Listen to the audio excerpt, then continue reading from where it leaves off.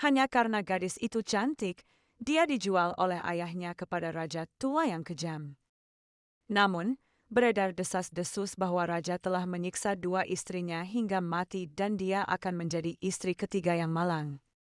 Untuk mencegah rencana ayahnya menjual putrinya demi kejayaan berhasil, dia memilih untuk melompat ke sungai untuk mengakhiri hidupnya sehari sebelum pernikahan dan tanpa diduga benar-benar meninggal.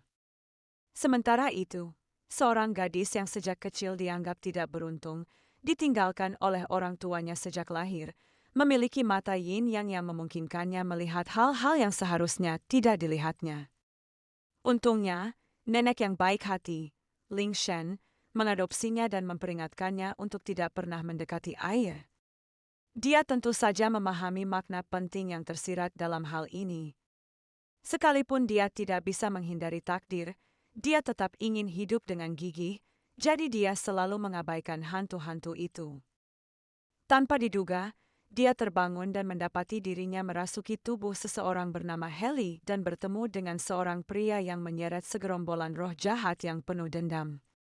Untuk bertahan hidup, dia bekerja keras untuk mengusir aliran roh pendendam yang tak berujung di belakang raja. Siapa sangka bahwa raja yang perlahan-lahan menjadi lebih tenang itu akan jatuh cinta padanya setelah menikah. Namun saat pertama kali bertemu, pria itu tampak seperti hendak membunuhnya. Saat itu, gadis itu baru saja merasuki tubuh Heli. Sebelum dia sempat terbangun, dia sudah dipukuli dengan brutal. Heli, kamu benar-benar berani melompat ke sungai sehari sebelum pernikahan. Kaulah yang merusak acara besar keluarga kami. Meskipun tubuhnya kesakitan akibat pemukulan itu, yang membuat gadis itu semakin putus asa adalah karena semuanya terasa sangat asing baginya. Siapakah Heli? Ruangan apakah ini yang belum pernah dia lihat sebelumnya? Dan siapa orang yang memukulnya? Karena memikirkan konstitusi istimewanya yang memungkinkannya melihat hantu, gadis itu mengira dirinya dirasuki oleh seseorang bernama Heli. Jadi dia mulai menghubungi orang dalam Heli, berharap orang itu bisa membantunya keluar. Namun dia memanggil untuk waktu yang lama dan tidak merasakan gerakan apapun dari tubuhnya. Saat gadis itu mulai panik, kenangan tentang Heli tiba-tiba membanjiri pikirannya. Ternyata dia tidak dirasuki oleh Heli, melainkan memasuki tubuh orang yang sudah meninggal. Berdasarkan ingatan yang baru saja dilihatnya, pemilik aslinya memang melompat ke sungai.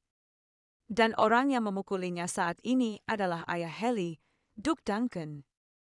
Dia tampak sangat membenci Heli, tamparannya berdatangan tanpa ampun, menghantam wajahnya yang lembut tanpa ampun. Tepat saat itu, sebuah suara penuh ejekan terdengar. Apakah seperti ini cara Duke mendidik orang? Mendengar itu, tangan Duke Duncan langsung berhenti di tengah pukulan. Keluar! Aku ingin berbicara dengan tunanganku. Tatapannya bagaikan pisau. Yang lain tidak berani menatap matanya. Gadis itu mengetahui dari ingatan Heli bahwa pria dengan aura yang begitu menindas itu adalah tunangannya dan juga raja negara ini. Meskipun penampilannya menakutkan, yang benar-benar membuat gadis itu takut adalah banyaknya roh pendendam yang berada di belakangnya. Apa sebenarnya yang telah dia lakukan sehingga terjerat oleh begitu banyak roh pendendam? Di mana gadis itu pernah melihat formasi seperti itu? Karena ketakutan, dia terus gemetaran, bahkan membuat pria itu bertanya, "Mengapa kamu terus gemetar?" Tiba-tiba melihat begitu banyak hantu, sungguh menakjubkan bahwa dia tidak sampai mengompol karena ketakutan. Tentu saja, pria itu tidak mengetahui pikiran batinnya dan berasumsi bahwa dia takut dieksekusi. Meskipun kau memang telah melakukan kejahatan berat, aku tidak datang ke sini untuk membunuhmu sekarang. Bukankah mengatakannya seperti itu? Tidak, bukankah itu malah membuatnya semakin menegangkan? Setelah pria itu berbicara, gadis itu berjongkok lebih rendah lagi, takut dia akan mati saat itu juga. Tanpa diduga, melihat penampilannya yang penakut, pria itu tiba-tiba tertawa. Apakah kamu sangat membenci pernikahan ini sehingga kamu tidak akan ragu untuk mengakhiri hidupmu? Tapi bukankah keluarga Duncan yang pertama kali melamar? Jawablah pertanyaanku. Aku tidak suka menanyakan pertanyaan yang sama dua kali. Melihat pria itu memancarkan aura kekerasan, gadis itu merasa marah sekaligus takut.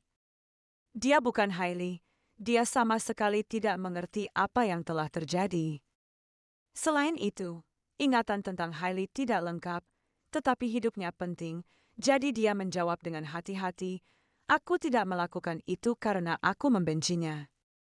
Jadi, apakah itu berarti kamu tidak bisa melupakan pria lain? Mendengar gosip yang mengejutkan ini, tubuh gadis itu tersentak. Meskipun hal seperti itu tidak mungkin ada dalam hidupnya, mungkin saja ada seseorang seperti itu dalam kehidupan Hailey. Melihat keraguannya, pria itu sepertinya telah mendapatkan jawabannya.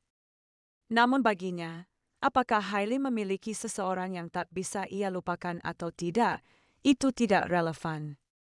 Yang dia inginkan bukanlah tercatat dalam sejarah sebagai raja yang membawa malapetaka. Karena dua ratu pertama telah mati, ratu ketiga sama sekali tidak boleh mati sekarang. Sekalipun dia ingin mati, dia harus mati setelah mengenakan mahkota. Pria itu mencengkeram dagu gadis itu dengan kuat, memaksa gadis itu untuk menatapnya. Jadi, apakah Anda menolak atau memilih untuk mengenakan mahkota? Dia terlalu terkejut dengan topik tersebut sehingga butuh waktu lama untuk pulih.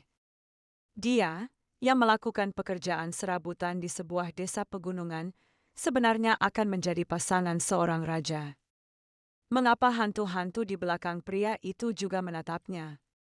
Apakah mereka menunggu jawabannya? Dia sama sekali tidak boleh melakukan kontak mata dengan mereka. Lalu dia menatap pria itu. "Jika saya menolak, apa yang akan terjadi?" Pria itu menjawabnya dengan kesabaran yang luar biasa. "Jika Anda tidak menolak, itu akan terjadi karena mempelai wanita terkena flu, sehingga pernikahan ditunda. Namun jika kau menolak, kau harus mati." Gadis itu cegukan hebat karena marah. Perjanjian tidak adil macam apa ini? Jadi dia tidak menikah, dia harus mati, dia ingin hidup. Ini adalah pertanyaan yang tidak perlu dipertimbangkan. Lalu dia segera menepuk dadanya dan berjanji pada pria itu. Namun, pria itu tampak seperti tidak mempercayainya. Kalau dipikir-pikir, kata-kata seseorang yang melompat ke sungai untuk bunuh diri kemarin memang tidak bisa dipercaya. Pria itu sepertinya memahami maksud wanita itu dan tidak menyelidiki lebih lanjut. Sebaliknya, dia memerintahkan seseorang untuk menelepon ayahnya, Duke Duncan. Duke Duncan tampak sangat hormat di permukaan. "Yang mulia, apakah Anda memanggil saya?" Namun, kenyataannya, dia menggertakkan giginya karena marah. "Dasar jalang, bertingkah seperti penguasa rumahku sendiri." Tentu saja, pria itu tidak peduli dengan orang kecil ini dan memperingatkan Duke Duncan dengan arogan. "Sesuai keinginanmu, putrimu cepat atau lambat akan menjadi Ratu Cheyenne. Jika kau berani memperlakukannya seperti itu lagi, lupakan saja harapan untuk menyelamatkan hidupmu." Begitu suaranya berhenti, aura di sekitar pria itu tiba-tiba berubah menjadi jahat. Gadis itu melihat ke belakang pria itu dengan gemetar. Sebenarnya, hantu-hantu itulah yang secara paksa menyihirnya untuk membunuh orang. Kekuatan semacam ini bukanlah sesuatu yang bisa ditahan oleh manusia. Mungkin dia benar-benar akan membunuh Duke Duncan. Sialan, perasaan dikendalikan ini muncul lagi. Pria itu menyadari bahwa dia akan kehilangan kendali. Dia segera memaksa dirinya untuk tenang, menggunakan kemauan yang kuat untuk secara paksa menekan roh-roh pendendam di belakangnya. Melihat pemandangan itu, gadis itu menutup mulutnya karena tak percaya. Orang biasa yang menghadapi situasi ini mungkin akan langsung menjadi gila. Dia sebenarnya meredamnya dengan kekuatannya sendiri. Setelah mendapatkan kembali inisiatif, pria itu berjalan menghampiri gadis itu dan mengulurkan tangannya untuk membantunya berdiri. Sambil tersenyum, dia mencium jari gadis itu. Upacara tersebut akan dilaksanakan 4 hari lagi. Apakah itu bisa diterima, kekasihku? Gadis itu tidak punya pilihan selain setuju. Setelah mendengar jawaban yang diinginkannya, pria itu memeluk gadis itu erat-erat dan memperingatkan Duke Duncan. Skandal tersebut telah menimbulkan kehebohan besar. Kita tidak bisa menunggu lebih lama lagi. 4 hari adalah batas toleransi terakhir yang saya berikan kepada keluarga Duncan, dan Anda tidak diperbolehkan menyentuh calon ratu lagi. Setelah itu, dia kembali menatap Hailey dengan nada mengejek. Pastikan kau sampai di sisiku dalam keadaan hidup. Sambil memperhatikan sosok pria yang menjauh, gadis itu masih merasa bingung. Bagaimana dia bisa menjadi ratu dari seorang raja yang kejam? Dan bagaimana mungkin Peruse, Raja Chayenne, masih hidup membawa begitu banyak karma dan dendam? Namun, 4 hari berlalu begitu cepat, dan tak lama kemudian hari pernikahan pun tiba. Setelah mendengar gosip semua orang tentang dirinya, gadis itu menyadari bahwa perjodohan ini tidak sesederhana yang dia bayangkan. Pria itu jelas-jelas adalah raja tertinggi, yang mulia, namun tak seorang pun wanita bersedia menikah dengannya. Karena setiap wanita yang menikah dengannya akan mati dengan menyedihkan. Pengantin wanita pertama meninggal karena kecelakaan. Pengantin wanita kedua bunuh diri dengan meminum racun. Pengantin wanita ketiga menceburkan diri ke sungai. Namun di mata masyarakat, mempelai wanita ketiga berhasil menikahi raja. Namun hanya gadis itu sendiri yang tahu bahwa pengantin ketiga bukanlah pemilik aslinya lagi, melainkan dirinya sendiri yang telah mampu melihat hantu sejak kecil. Pada saat itu, Raja Peruse, yang mengenakan pakaian putih yang indah, berjalan langsung menuju gadis itu. Gadis itu terkejut mendapati bahwa sama sekali tidak ada roh pendendam di belakangnya. Jelas sekali jumlahnya sangat banyak saat itu. Apa yang sedang terjadi? Namun, jika diperhatikan lebih teliti, dia memang cukup tampan. Mungkin tatapannya terlalu tajam. Peruse dengan cepat menyadari dan mempertanyakan apa yang sedang dilakukannya. Gadis itu menoleh dengan perasaan bersalah, mengaku terlalu gugup. Tidak, kamu jelas tidak gugup sama sekali. Mendengar itu, gadis itu gemetar seluruh tubuhnya dan langsung berkata kepadanya, seandainya Yang Mulia dapat menilai apakah saya gugup atau tidak. Saat dia berbicara, gadis itu langsung menutup mulutnya. Sial, tertipu lagi olehnya. Namun, Peruse menganggap reaksinya sangat menarik. Untuk menenangkan emosi gugupnya, gadis itu terus-menerus memberi semangat pada dirinya sendiri. Dia memutuskan untuk lebih jujur dengan Peruse. Yang Mulia adalah orang yang mulia, sementara saya pribadi tidak tahu apapun tentang Yang Mulia. Tentu saja, saya harus berhati-hati.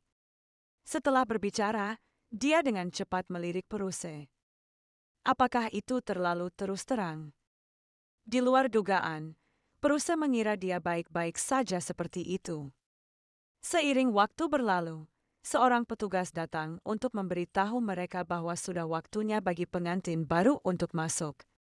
Gadis itu harus menggandeng lengan Peruse dan berjalan memasuki makam pernikahan bersamanya. Tiba-tiba, hembusan angin muncul. Seorang anak laki-laki berambut putih yang menunggang kuda hitam tampak jelas di langit di atas. Merasakan aura yang berbeda, gadis itu sangat terkejut. Bocah berambut putih itu sebenarnya adalah roh jiwa. Ini adalah pertama kalinya dia merasakan roh jiwa yang begitu kuat. Tepat saat itu, roh jiwa itu sepertinya merasakan sesuatu dan melirik tajam ke bawah. Gadis itu segera menundukkan kepalanya untuk menghindari kontak mata. Akan menjadi masalah besar jika terungkap bahwa dia bisa melihat roh jiwa. Di sampingnya, Peruse memperhatikan keanehan wanita itu. "Kamu sedang apa sekarang?" Gadis itu langsung mengatakan bahwa itu bukan apa-apa. Dia tidak menyangka dunia ini akan menjadi tempat yang begitu aneh dan menakutkan. Roh-roh pendendam muncul dalam jumlah besar dan roh-roh jiwa yang luar biasa kuat. Sepertinya dia harus lebih berhati-hati dalam segala hal yang dilakukannya mulai sekarang. Setelah upacara pernikahan berakhir, gadis itu kembali ke kamar tidur lebih awal untuk menunggu. Namun Yang Mulia sedang minum bersama Komandan Ksatria pertama. Ternyata mereka sedang menyelidiki kematian dua wanita pertama. Komandan Ksatria yakin bahwa itu adalah perbuatan Adipati Duncan. Jika kedua tunangan pertama tidak meninggal, kerabat luar yang berpengaruh seperti Duncan tidak akan muncul. Awalnya, Peruse hanya memiliki satu persyaratan untuk memilih seorang ratu. Seorang bangsawan lemah yang tidak memiliki keinginan untuk berkuasa. Dia tidak ingin kerabat dari luar merebut kekuasaan. Namun, karena Duncan secara terang-terangan berusaha menikahi anggota keluarga kerajaan, dia memang menjadi tersangka yang potensial. Namun satu-satunya kejutan adalah putri Duncan, Hailey, yang menceburkan diri ke sungai.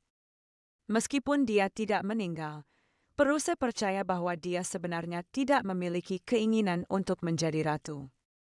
Tentu saja, ini tidak bisa membersihkan keluarga Duncan dari kecurigaan. Dia hanya bisa mendesak Komandan Ksatria untuk mengawasi mereka dengan cermat, dan Hailey mungkin bisa menjadi kartu yang bisa digunakan untuk melawan keluarga Duncan. Melihat Peruse terus minum tanpa henti, Komandan Ksatria di sampingnya tak kuasa menahan diri untuk memberi nasihat, "Yang Mulia, malam ini adalah malam pernikahan Anda. Jangan terlalu kejam pada ratu." Dari sudut pandang lain, bukankah sang ratu juga patut dikasihani? Namun, Peruse berpendapat bahwa Komandan Ksatria tidak pantas mengatakan hal-hal seperti itu dan seharusnya fokus pada pemantauan gerak-gerik keluarga Duncan. Setelah itu, ia meletakkan gelasnya dan melangkah menuju kamar tidur Hailey. Melihat Yang Mulia dalam kondisi yang sangat baik, Komandan Ksatria bertanya-tanya dalam hati, apakah kegilaannya sudah mereda? Ternyata raja menderita neurasthenia dan insomnia parah. Untuk waktu yang lama, dia sama sekali tidak bisa tidur dengan nyenyak. Andai saja dia bisa selalu berada dalam kondisi seperti hari ini. Namun di tengah perjalanan, Peruse tiba-tiba merasakan sakit kepala yang luar biasa. Dia jelas baik-baik saja hari ini, mengapa kepalanya tiba-tiba terasa seperti akan meledak. Sementara itu, gadis itu khawatir apakah gaun tidurnya terlalu tipis. Malam pertama pernikahan adalah sesuatu yang belum pernah dia alami bahkan di kehidupan sebelumnya. Meskipun dia tidak keberatan dengan keintiman fisik, memikirkannya tetap saja agak menakutkan. Tepat ketika dia sudah mengambil keputusan, Peruse, yang sepenuhnya dikelilingi oleh roh-roh, tiba-tiba muncul di hadapannya. Hal ini benar-benar membuat gadis itu sangat ketakutan. Bukankah dia baik-baik saja di siang hari? Sekalipun dia pergi ke kuburan, dia tidak mungkin menjadi seperti ini. Melihat Peruse kesakitan hingga hampir kehilangan kendali atas tubuhnya, ia terhuyung-huyung dan duduk dengan berat di atas tempat tidur. Melihat pemandangan itu, gadis itu agak bingung. Dan suara-suara memesona dari roh-roh pendendam semakin keras. Dia tidak bisa hanya duduk diam dan menonton. Maka ia mengguncang Peruse dengan kuat, berharap ia akan bangun. Namun, pria itu akan sadar sejenak lalu kembali kebingungan. Gadis itu tahu dia mendengar suaranya dan terus mengguncangnya dengan keras. "Kamu harus bertahan." Tanpa diduga, Peruse, dalam kesakitan yang tak tertahankan, langsung pingsan.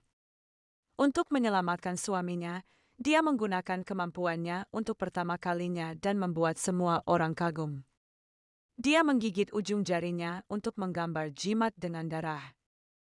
Untuk seseorang yang dihantui oleh hantu-hantu pendendam, mengapa ia memiliki aura yang mirip dengan kesucian? Meskipun dia tidak tahu apa yang sedang terjadi, Dia tidak ingin hantu-hantu itu terus menyiksa Peruse.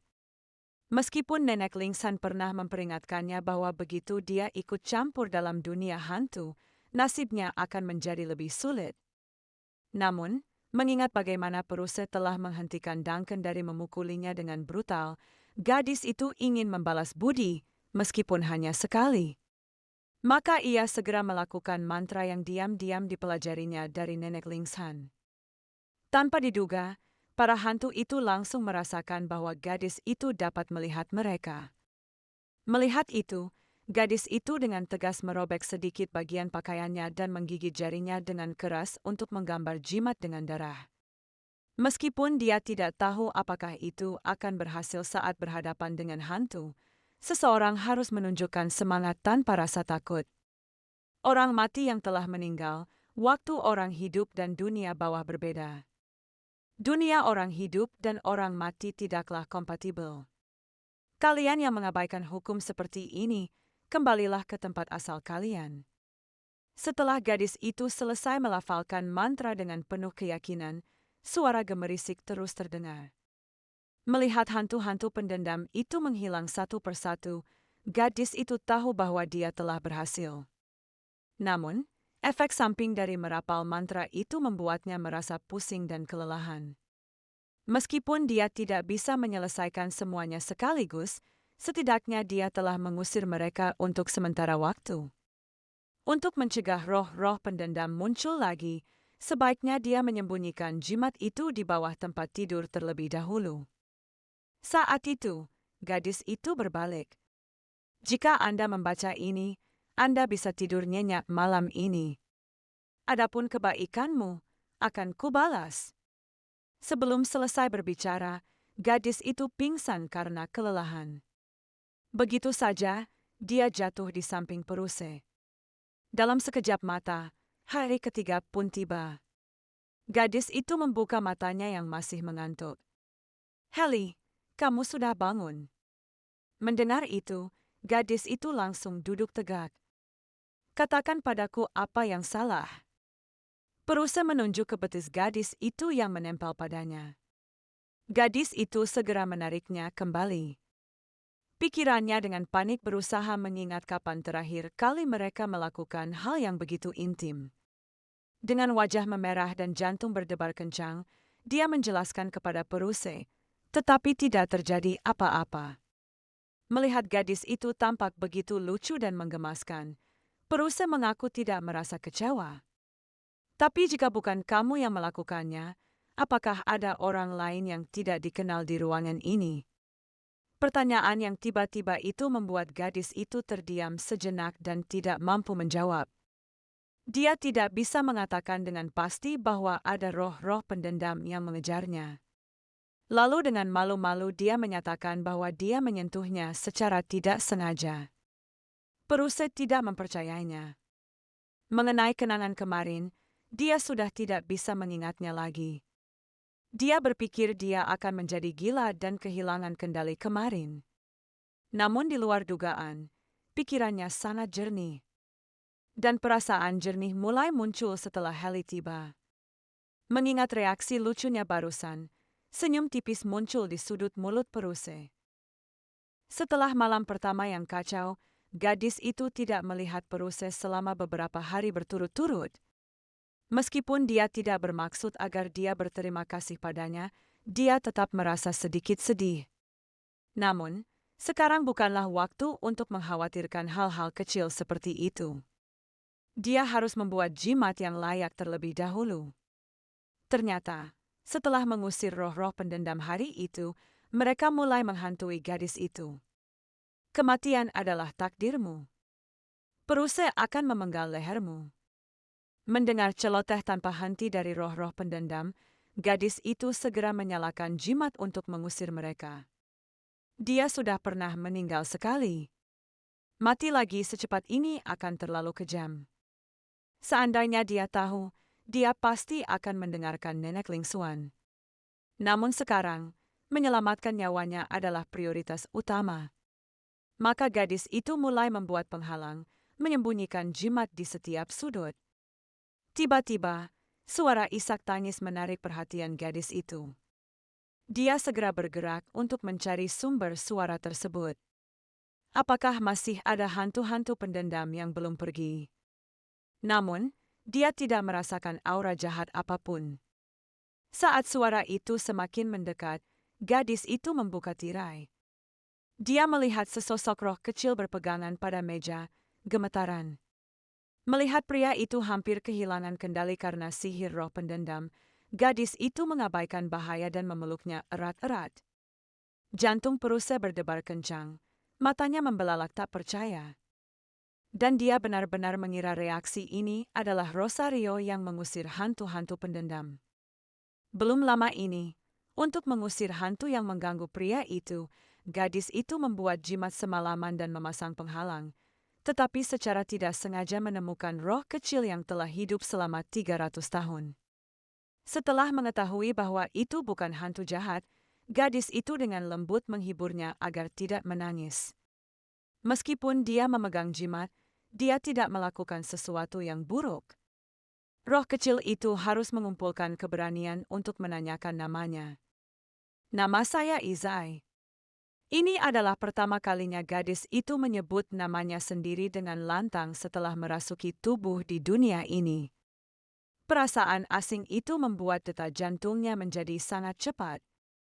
Lalu gadis itu bertanya, "Bagaimana dengan namamu?" Roh kecil itu mengaku tidak memiliki nama. "Karena kamu adalah orang pertama yang melihatku." Izai, sebenarnya aku sangat takut." "Takut apa? Aku? Atau justru karena alasan ini?" Gadis itu melihat sekeliling. Pandangannya akhirnya tertuju pada kotak retak di sampingnya. Ia bisa langsung tahu bahwa kotak ini sudah ada selama lebih dari 100 tahun. Secara umum, benda-benda tua cenderung memunculkan roh. Ini pasti semangat dari kotak itu. Sepertinya benda itu baru terlihat karena kotaknya rusak. Ia juga tidak bisa menggunakan kekuatannya dengan bebas. Gadis itu merasa menyesal atas hal ini. Dengan kemampuan yang dimilikinya saat ini, dia tidak bisa memperbaiki hal seperti ini. Mendengar itu, roh kecil itu menangis lebih keras lagi, berharap gadis itu bisa membantu. "Meskipun saya tidak bisa memperbaikinya, saya bisa membantu Anda menghentikan energi jahat memasuki ruangan ini. Dengan begitu, kamu tidak akan takut lagi, kan?" Roh kecil itu langsung menjerit kegembiraan. "Tapi bisakah kamu memasukkan salah satu jimat di tanganmu ke dalam kotak itu?" Karena takut gadis itu tidak setuju, roh itu melompat dan menari di sekelilingnya, terus-menerus melantunkan, "Tolong masukkan satu untukku." Gadis itu menghela napas tak berdaya melihat tingkah lakunya yang kurang ajar dan berpengalaman. Hewan itu pasti hidup setidaknya selama 300 tahun. Tanpa bermaksud bercanda, gadis itu menyetujui permintaan tersebut. Dia dengan hati-hati meletakkan jimat itu ke dalam dan menutup-tutupnya. Apakah ini baik-baik saja? Melihat itu, roh kecil itu menarik kegirangan, tak mampu berhenti. Melihat tingkah lucunya yang menggemaskan dan riang, gadis itu ikut terjangkit kegembiraannya dan tertawa bahagia. Ini adalah pertama kalinya dia tertawa begitu tulus sejak memiliki tubuh ini. Namun, kebahagiaannya tidak berlangsung selama 2 hari sebelum ia jatuh sakit karena terlalu banyak menghabiskan energi untuk membuat jimat. Namun, untuk membuat tempat ini cukup aman, semua yang telah dia lakukan sejauh ini masih jauh dari cukup. Sambil memikirkan hal itu, gadis itu perlahan bangkit berdiri. Dia berpikir dia masih perlu membuat pilar panjang umur untuk diletakkan di ruangan itu. Meskipun dia memiliki tasbih, tasbih itu dibuat dengan kasar. Maka, dengan menyeret tubuhnya yang kelelahan, dia mulai mengukir kayu. "Apa yang sedang kamu lakukan?" Suara yang tiba-tiba itu membuat gadis itu sangat terkejut hingga ia menjatuhkan kayu di tangannya. "Yang mulia, mengapa Anda selalu muncul begitu tiba-tiba?" Gadis itu tak kuasa menahan diri untuk mengeluh. Aku mendengar dari kepala pelayan bahwa kau tampaknya sakit, jadi aku sudah menyiapkan obat untukmu. Gadis itu baru saja akan mengucapkan terima kasih ketika dia dikejutkan oleh roh-roh pendendam di luar pintu. Meskipun mereka sangat ganas, mereka terhalang di luar dan tidak bisa masuk. Tampaknya penghalang yang dia buat efektif. Dia harus bergegas dan menyelesaikan pilar panjang umur itu. Sebelum dia sempat mengambil kayu itu, Peruse mengambilnya terlebih dahulu. Setelah melihat bentuk kayu tersebut, keduanya terkejut. Pelayan itu tiba-tiba teringat sesuatu dan wajahnya memerah seperti pantat monyet. Dia mendengar bahwa tidak terjadi apapun antara keduanya pada malam pertama mereka. Mungkinkah dia ingin menggunakannya? Astaga, sungguh memalukan. Peruse tidak berpikir sejauh itu. Sebaliknya, dia menyita semua peralatannya. Melihat pisau ukirnya juga diambil oleh Peruse, gadis itu panik. Dia masih harus membuat pilar panjang umur.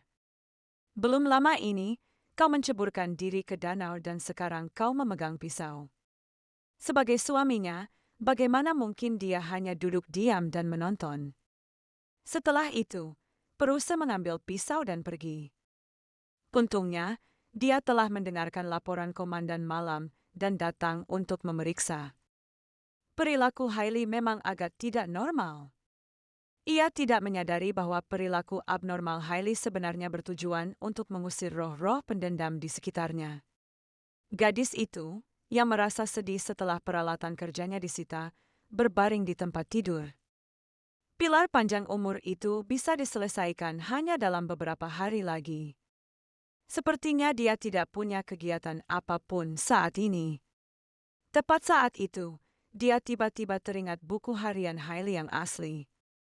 Lalu dia membuka buku harian itu dan membacanya dengan saksama.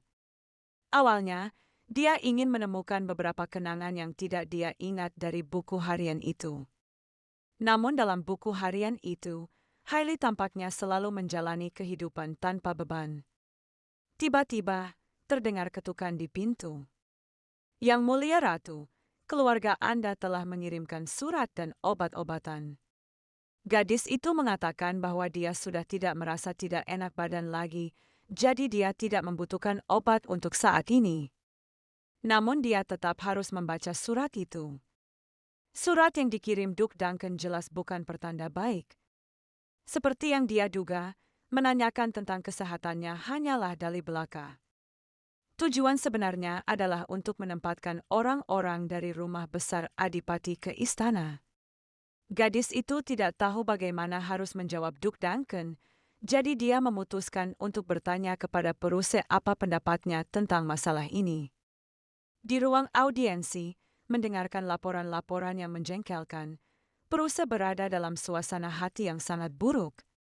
Roh-roh pendendam yang menghantuinya memanfaatkan kelemahannya dengan panik menyihirnya. Aura kekerasan Peruse terus meningkat, seolah-olah dia akan menghunus pedangnya dan membunuh seseorang di detik berikutnya. Para petugas di bawah terdiam karena sikap yang mengintimidasi ini, mereka ketakutan.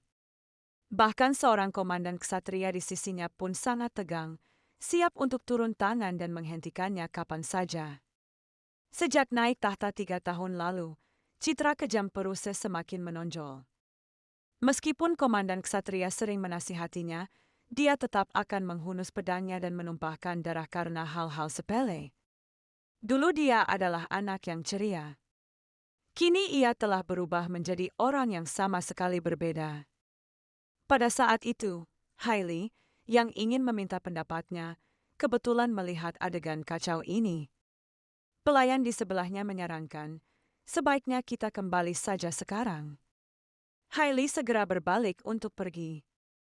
Namun, melihat Peruse yang dirasuki roh pendendam dan hampir ambruk, dia tidak bisa mengabaikannya begitu saja. Dia tidak mengerti mengapa kondisi Peruse semakin memburuk. Tiba-tiba, karena tak mampu mengendalikan diri, Peruse menghunus pedangnya. Melihat ini, komandan ksatria juga bersiap untuk maju. Namun, ia dikalahkan oleh Hailey. Mengabaikan bahaya, dia memeluk lengan yang digunakan peruse untuk memegang pedang. Yang mulia, pemandangan ini mengejutkan semua orang. Dia terus berteriak sambil gemetar. Roh-roh pendendam yang menyihir untuk membunuh semua orang mundur begitu Hailey memeluknya. Saat kegilaan di matanya memudar, peruse bergidik. Sulit dipercaya bahwa Hailey mampu memulihkan kewarasannya. Dia adalah penjahat paling gila dalam buku itu. Namun, ia dijinakkan oleh gadis itu menjadi anak laki-laki tsundere yang memohon pelukan setiap hari. Dingin dan kejam terhadap dunia luar. Bertingkah imut dan manja secara pribadi. Namun, pada awalnya, dia bersikap dingin terhadap gadis itu. Hingga gadis itu menyelamatkannya dari kehilangan kendali. Saat pria itu tersadar kembali, melihat gadis itu memegang lengannya, dia menoleh untuk melihat para menteri yang terdiam. Dia dengan canggung menarik lengannya dari genggaman gadis itu dan bertanya dengan tatapan sunder, "Ada apa?" Gadis itu berpikir dalam hati, siapakah penyebab semua ini? Tanpa diduga, pria itu menatap gadis itu dengan saksama.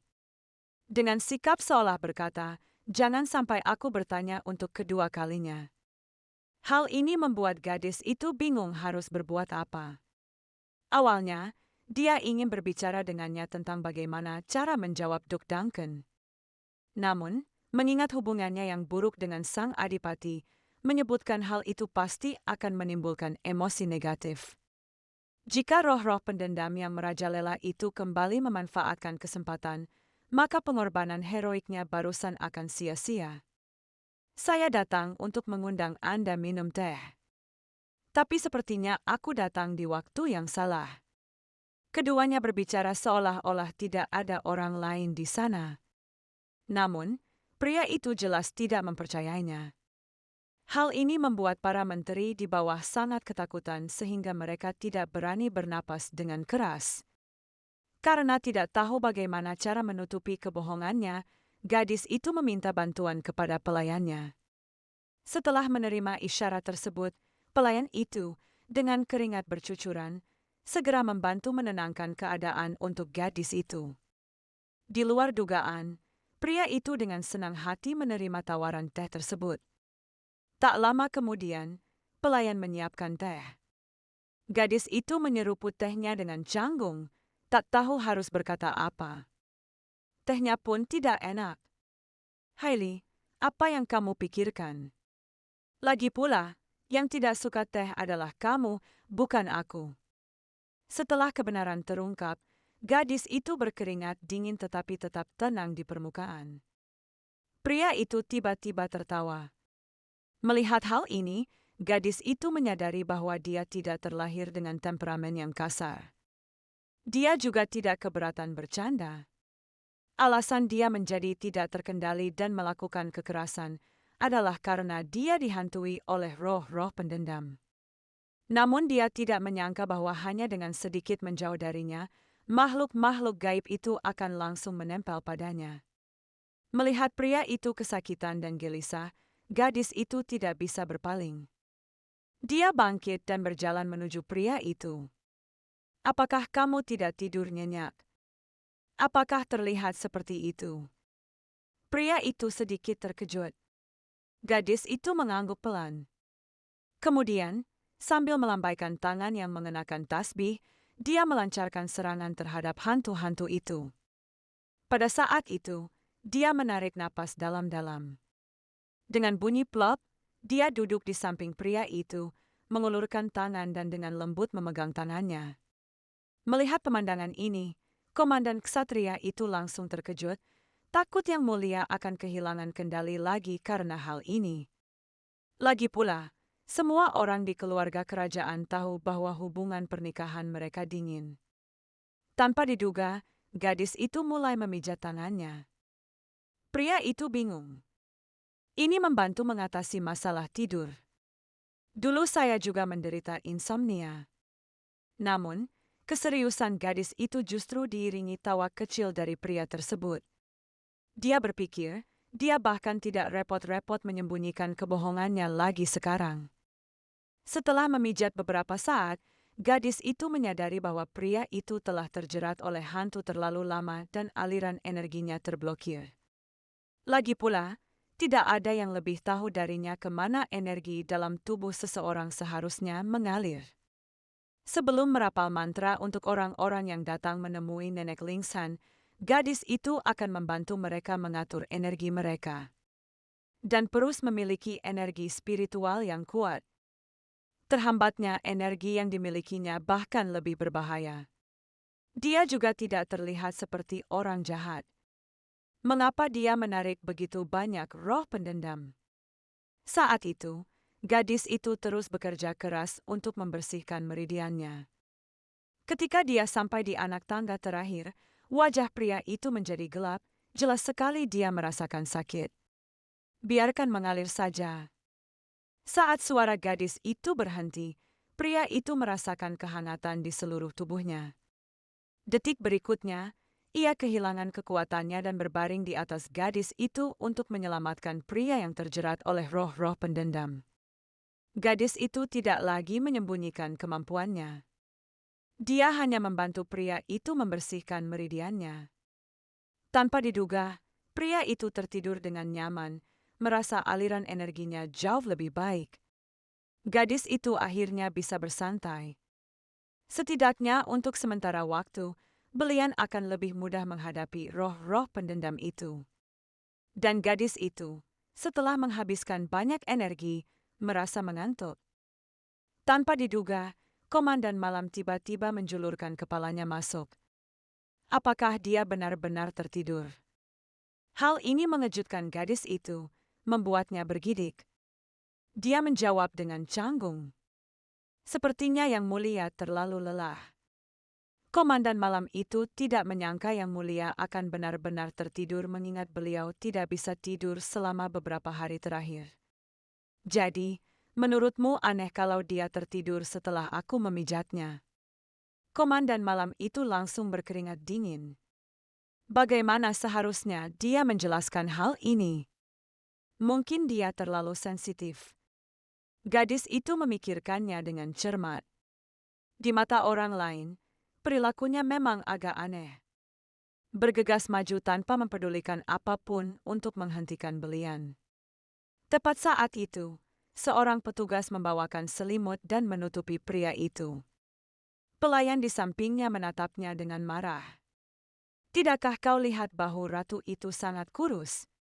Gadis itu tersenyum dan melambaikan tangannya. Tidak perlu. Saya akan kembali setelah selesai minum teh. Tepat saat itu, belian yang sedang tidur tiba-tiba menggesekkan tubuhnya ke gadis itu. Hal ini sangat menggembirakan ketiga orang di belakang mereka.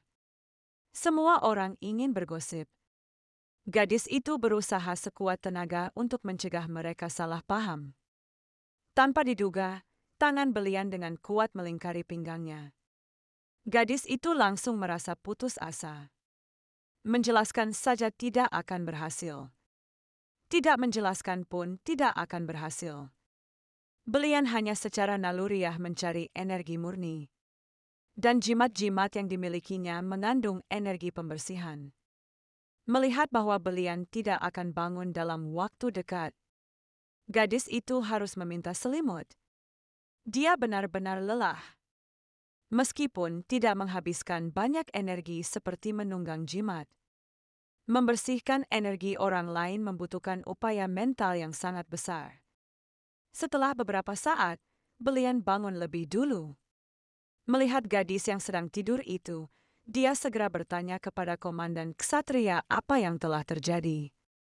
Komandan Ksatria itu buru-buru menjelaskan urutan kejadian. Namun, belian sama sekali tidak mempercayai narasi yang terlalu sederhana itu. Komandan Ksatria itu segera memalingkan muka, ingin menghindari topik ini. Membayangkan keduanya saling memijat dengan mesra. Bagaimana mungkin dia mengatakan hal-hal seperti itu? Untungnya, belian tidak terus menekan. Dia menggosok bahunya. Biarkan ratu tidur di kamar tidurku. Memindahkannya terlalu jauh akan membangunkannya. Namun komandan ksatria itu tidak berpikir demikian. Perilaku mereka yang terlalu intim. Sulit dipercaya bahwa tidak terjadi apapun di malam pernikahan mereka. Melihat ke arah pelayan dan pembantu yang sedang bergosip, komandan ksatria itu berteriak dengan lantang. Cepatlah bertindak sesuai perintah yang mulia. Pada saat itu, Belian merasa rileks sepenuhnya, terus berpikir.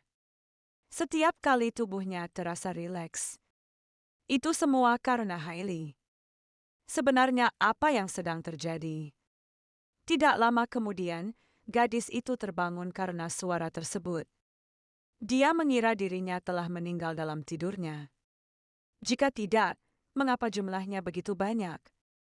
Rambut merah muda, jari-jari seputih salju. Itu tetap Hailey.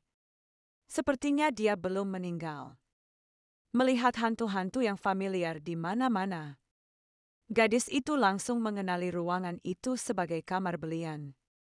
Dia tiba-tiba duduk tegak. Aku ingin keluar. Mengapa dia berada di ruangan itu? Kemudian, pelayan itu memberitahukan kata-kata Belian persisnya kepada wanita tersebut. Mendengar itu, gadis itu tiba-tiba tertawa. Setidaknya dia masih memiliki sedikit hati nurani. Mungkin kali ini dia tidak salah membantu orang. Namun, dia lupa tentang surat balasan tersebut. Sampai hari ini, Belian mengajak gadis itu makan bersama. Dia sedikit terkejut saat mendengarnya. Lagi pula, mereka baru menikah setengah bulan dan belum pernah makan bersama. Ini adalah waktu yang tepat untuk berbicara dengannya tentang surat balasan tersebut. Sementara itu, Belian mengerutkan kening dalam-dalam. Ini tampaknya merupakan makan malam pertamanya bersama Hailey. Meskipun dia tidak secara khusus mengundangnya untuk menghabiskan waktu yang menyenangkan bersama. Ternyata komandan malam telah melaporkan kepadanya tentang surat yang dikirim Duncan. Siapapun yang melihat isinya akan tahu bahwa Duke Duncan ingin menempatkan orang-orangnya sendiri di istana. Menteri itu segera memberikan nasihat. Sang ratu berasal dari keluarga Duncan. Dia mungkin akan menjadi inti dari kaum bangsawan sebagai boneka Duncan di masa depan. Kita harus meredam semangatnya mulai sekarang. Belian berpikir ini adalah kesempatan bagus untuk melihat sikap Hailey. Apakah dia gadis polos yang dirumorkan oleh dunia luar? Atau apakah dia memiliki niat lain?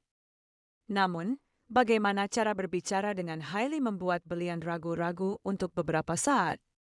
Namun, apapun yang terjadi, dia tidak akan menerima saran menteri tersebut. Saat ia sedang terlalu banyak berpikir, hantu itu memanfaatkan kelemahannya untuk kembali menyihirnya. Komandan malam di sampingnya juga memperhatikan kejengkelannya. Yang mulia ratu telah tiba. Belian menoleh ke arah suara itu. Saat Hailey semakin mendekat, rasa tidak nyamannya pun sirna. Udara di sekitarnya pun menjadi segar dan alami. Seolah-olah dunia yang berbeda telah terbentuk dengan dia sebagai pusatnya. Gejala sakit kepalanya juga menghilang. Itu benar-benar aneh. Karena tidak bisa memahaminya, Belian terkekeh. Tindakan ini membuat Hailey bingung. Meskipun dia tidak tahu apa yang membuat pria itu tertawa.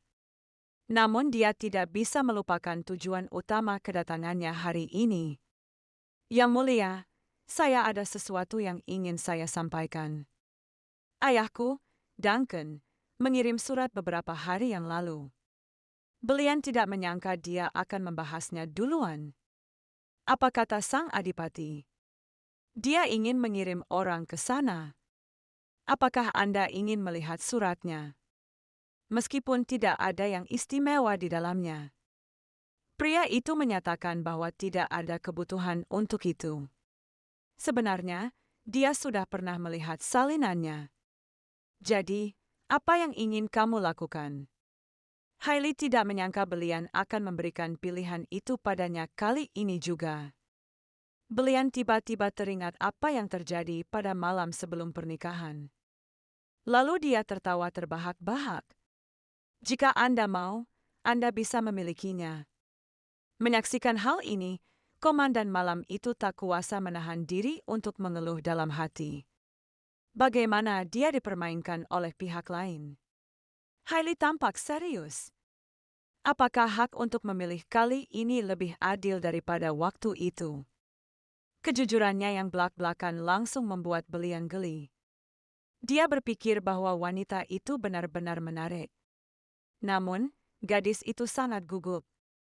Meskipun dia tidak tahu apa yang akan dilakukan Hailey yang asli, dia tidak ingin dimanipulasi oleh raja dan adipati. Dia juga tidak ingin meremehkan hidupnya sendiri dan hidup pemilik aslinya. Maka ia berkata dengan tegas kepada belian, "Aku ingin menjawab ayahku dan menolaknya." Gadis jelek itu berubah menjadi ratu yang mulia. Namun, dia terburu-buru untuk mengakhiri hubungannya dengan ayahnya yang sudah lanjut usia. Hanya karena dia bukan pemilik aslinya, dan dia juga tidak ingin diperlakukan seperti boneka dan hidupnya dimanipulasi oleh yang disebut ayahnya. Jadi, dia menolak ayahnya yang menempatkan mata-mata di istana tepat di depan raja. Namun, kata-katanya membuat raja merasa bahwa wanita itu adalah rubah yang licik. Meskipun dia juga tidak ingin rencana Duncan berhasil. Namun, apapun alasan yang ia gunakan untuk menolak, Duncan akan selalu menemukan kesempatan untuk menyusahkannya. Pada saat itu, Hailey secara sukarela mengusulkan untuk menolak para mata-mata tersebut. Bertentangan dengan niat Duncan, dia justru mendapatkan semua yang seharusnya dia dapatkan, dan secara tidak sengaja membuat Duncan berhutang budi padanya. Memang, mereka adalah keluarga yang terhubung oleh ikatan darah. Namun, dia sepenuhnya salah. Gadis itu hanya ingin menjalani hidupnya sendiri. Dia tidak ingin dimanipulasi oleh siapapun. Melihat meja yang penuh dengan makanan lezat, Hailey tak sabar untuk mencicipinya. "Yang mulia, bolehkah saya makan sekarang?" "Anda boleh." Ekspresi ceria dan reaksi tulus gadis itu membuat Peruse merasa tertarik padanya. Bahkan tipe di mana semakin dia memahami, semakin menarik dia menganggapnya. Menyadari ada yang salah, Peruse sangat curiga jika kegilaannya semakin memburuk. Jika tidak, mengapa dia menganggap Putri Duncan menarik? Untuk mengalihkan perhatiannya, Peruse mengaku akan pergi berburu minggu ini. Gadis itu, yang masih makan, hanya memberi isyarat tiba-tiba menyadari bahwa dia terkejut. Dalam karya aslinya, Peruse disebut sebagai binatang buas yang gila, dan julukan ini berasal dari kegilaannya. Sang raja merasa ia tidak mampu mengendalikan keinginan destruktifnya, sehingga ia ingin meredakannya melalui perburuan. Hanya dalam beberapa tahun, ia bahkan menjadi raja yang paling banyak berburu dalam sejarah kerajaan. Namun hal ini tidak akan meringankan gejalanya. Sebaliknya, dia akan kehilangan kendali karena kegilaannya sendiri. Dia bahkan akan menarik lebih banyak roh pendendam untuk mengendalikannya. Hati gadis itu penuh kemauan, tetapi kekuatannya tidak mencukupi. Meskipun dia tahu bahwa pria itu ingin mengurangi kekuatan destruktifnya, berburu sama sekali tidak membantunya. Darah segar hanya akan memperbesar hasratnya. Penyiksaan dari roh-roh pendendam juga akan menjadi lebih berat. Pada saat itu, Hailey benar-benar ingin mengatakan bahwa membunuh tidak ada gunanya baginya. Namun Peruse dan para ksatria hanya akan menganggapnya tidak masuk akal jika mereka mendengarnya. Situasi menjadi buntu. Dia tidak tahu bagaimana cara menyelesaikannya. Tepat saat itu, Peruse tiba-tiba menghampirinya. "Apakah kamu tidak punya sesuatu untuk dikatakan kepadaku?"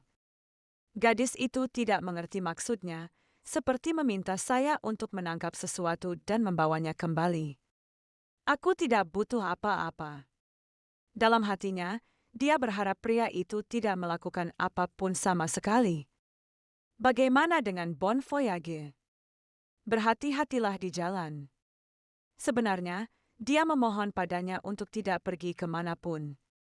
Perusa terdiam sejenak, hanya menatapnya dengan saksama. Gadis itu berpikir dia masih punya sesuatu untuk dikatakan. Tanpa diduga, Perusa tiba-tiba menunjuk ke arah seorang ksatria yang sedang mengucapkan selamat tinggal dengan penuh keakraban. Kamu juga tidak mau melakukan itu. Melihat ciuman itu, gadis itu langsung tersipu. Apakah dia benar-benar memintanya melakukan hal semacam itu? Melihat gadis yang tampak bingung dan gelisah itu, Perusa merasa jauh lebih tenang. Aku cuma bercanda. Menyadari bahwa dirinya sedang dipermainkan, gadis itu menoleh dan berhenti menatapnya. Kamu harus pergi dengan cepat. Jangan sampai terluka. Tanpa diduga, Perusa tiba-tiba menundukkan kepala dan berbisik di telinganya, jangan pergi ke tempat-tempat seperti tepi laut. Gadis itu menyentuh telinganya yang memerah. Apakah dia takut aku akan melompat ke sungai seperti Hailey? Tapi mengapa telinganya sangat gatal? Melihat Perusa menjauh, jelas terlihat bahwa rasa dendam mengikutinya. Gadis itu berpikir, tidak akan terjadi apa-apa, kan? Namun, semakin Anda takut akan sesuatu, semakin besar kemungkinan hal itu akan terjadi. Terpikat oleh kebencian, Perusa menjadi sangat marah dan dipenuhi nafsu memp. Bahkan setelah mangsanya berhenti bernapas, dia terus mengayunkan pedangnya dengan liar. Tiba-tiba, seekor beruang hitam besar muncul di hadapannya. Komandan malam itu segera memerintahkan semua orang untuk melepaskan anak panah. Yang mulia, segeralah pergi. Namun Perusa sudah kehilangan akal sehatnya dan berdiri terpaku di tempatnya. Sementara itu, Hailey tidak bisa tidur dalam waktu yang lama. Dia tidak mengerti mengapa dia peduli pada Perusa. Pikirannya dipenuhi dengan berbagai kemungkinan apakah dia akan mengalami kecelakaan. Jadi, dia memutuskan untuk keluar jalan-jalan. Dia tidak menyangka kastil itu akan lebih besar dari yang dia bayangkan. Air danau yang tenang mengingatkannya pada kata-kata yang telah dipercayakan Perusa kepadanya sebelum pergi. Sekalipun Perusa tidak mengatakannya, dia tidak akan pergi ke sana. Karena Nenek Lingsan sudah terlalu sering memperingatkannya untuk tidak mendekati tepi air. Gadis itu, yang sedang melamun, tiba-tiba merasakan sedikit hawa dingin. Semangat barat itulah yang dilihatnya pada hari pernikahan. Mendengar langkah kaki semakin mendekat, gadis itu gemetar seluruh tubuhnya. Tanpa diduga, dia duduk tepat di sebelah gadis itu. Karena auranya terlalu kuat, gadis itu sangat ketakutan hingga bulu kuduknya berdiri. Dia berpikir, aku sama sekali tidak boleh terlibat dengannya. Tanpa diduga, dia tiba-tiba menatap gadis itu dan mulai tertawa. Kamu bisa melihatku, kan? Saat tiba-tiba dipanggil, gadis itu menjadi pucat pasi karena ketakutan. Aku manusia, kau hantu. Sekalipun kamu adalah roh penjaga, pada dasarnya kamu tetaplah hantu. Tidak bisakah kamu berbicara padaku dengan lebih natural? Lebih baik abaikan saja dia dan pergi. Dia tidak menyangka roh penjaga itu akan langsung mengungkap identitas aslinya. Kamu bukan Hailey. Pikiran gadis itu menjadi kosong. Namun setelah dipikirkan lagi, memang wajar jika roh tingkat tinggi melihat wujud asli seseorang. Dia hampir saja tertipu hingga bereaksi. Melihatnya tetap diam, roh penjaga itu melanjutkan tanpa lelah menelusuri jalan kembali. Sepertinya dia terluka parah. Dia bahkan tidak memiliki ahli waris. Apa yang harus dilakukan jika dia meninggal begitu saja? Kini gadis itu benar-benar cemas. Dia tiba-tiba berdiri dan bertanya, apakah dia benar-benar terluka separah itu? Melihat rencananya berhasil, roh penjaga itu menatap gadis itu dan tertawa. Anda benar-benar bisa mendengar saya berbicara. Pria itu tidak pernah menyangka bahwa alasan di balik pernikahan politik akan menjadi satu-satunya jalan keluar yang bisa menyelamatkannya. Setelah mengetahui dari roh penjaga bahwa pria itu terluka parah, gadis itu langsung bereaksi. Namun, roh penjaga itu sedang mengujinya.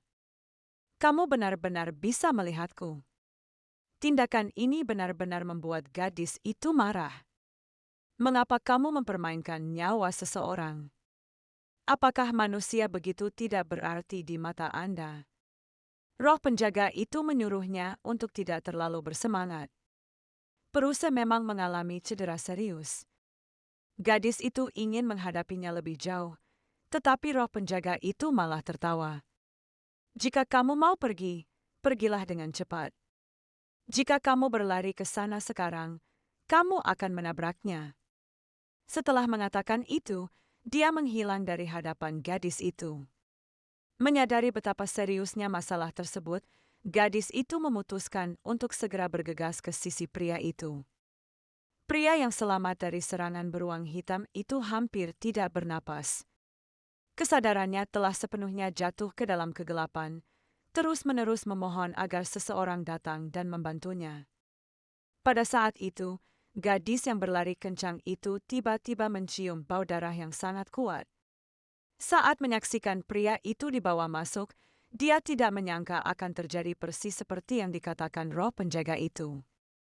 Mendengar para pelayan mengatakan bahwa mereka sedang membawa barang-barang ke kamar tidur, gadis itu berpikir, tidak mungkin. Bagaimana dia bisa beristirahat di ruangan yang penuh hantu?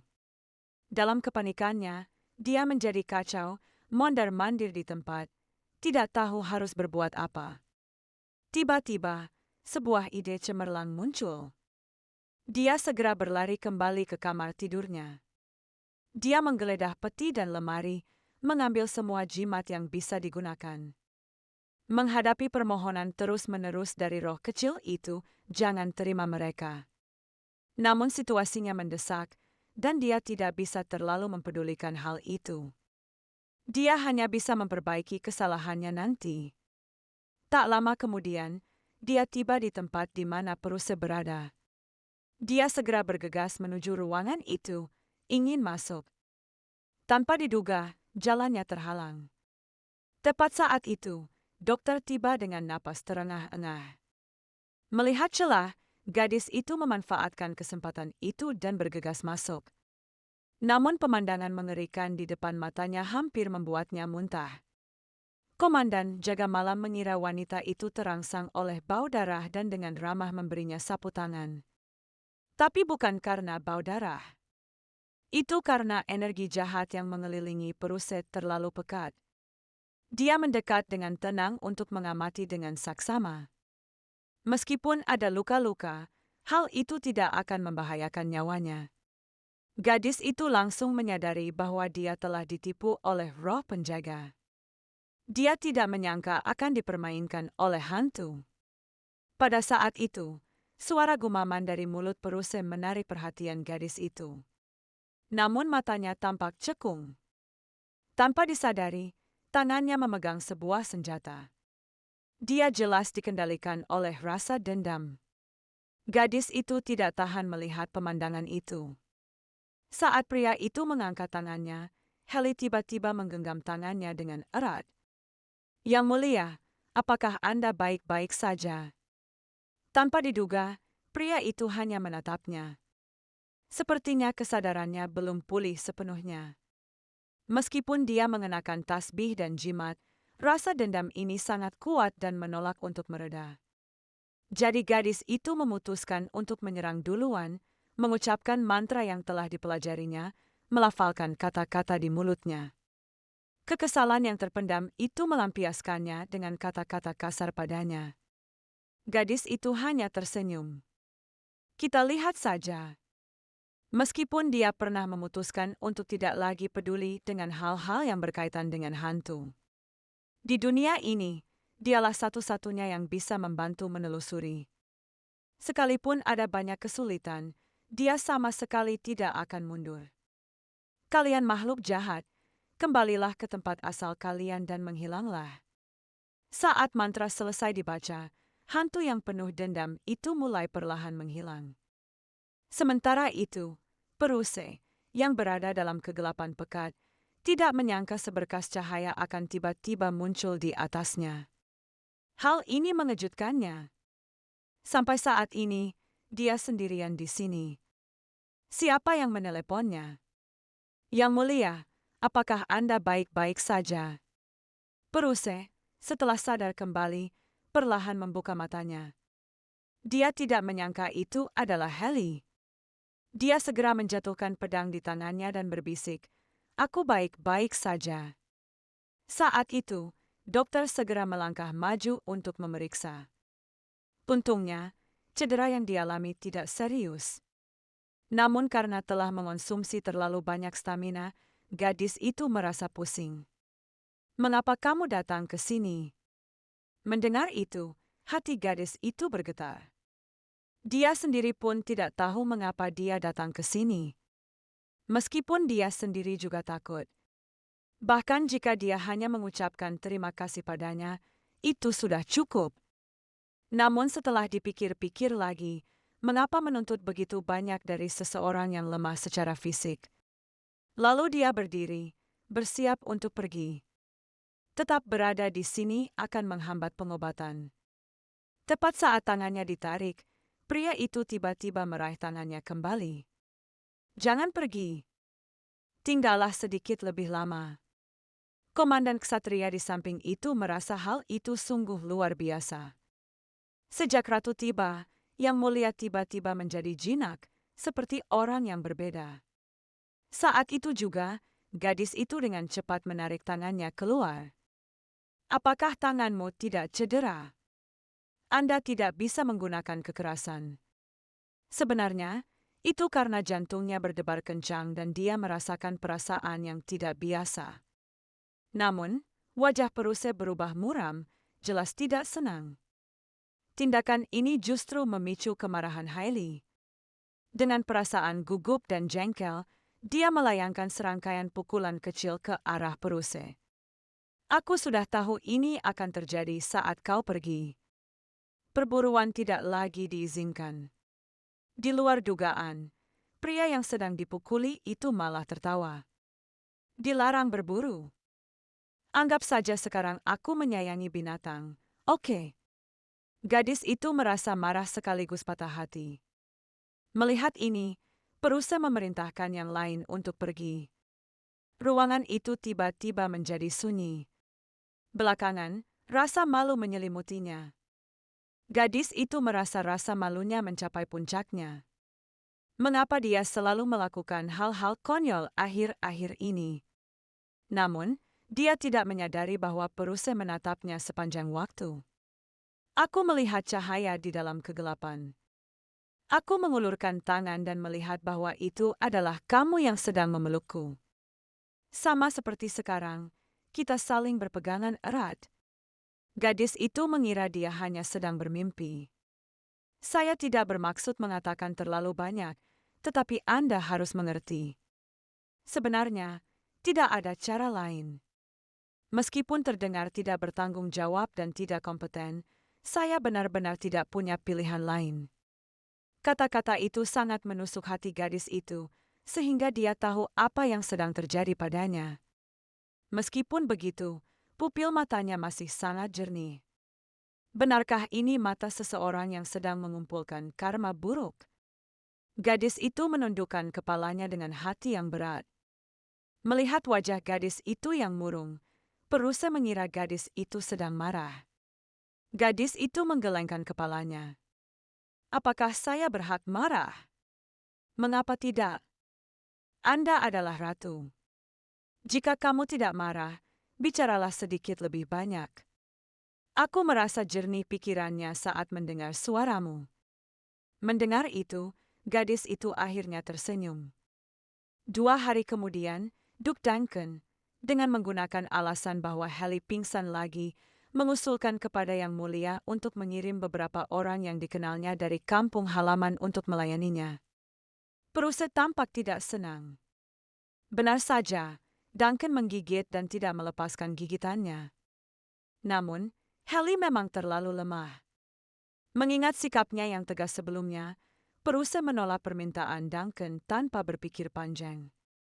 Karena berada dalam posisi yang tidak menguntungkan, Duncan harus memainkan kartu emosi dengan mengklaim bahwa dia hanya patah hati atas kematian putrinya.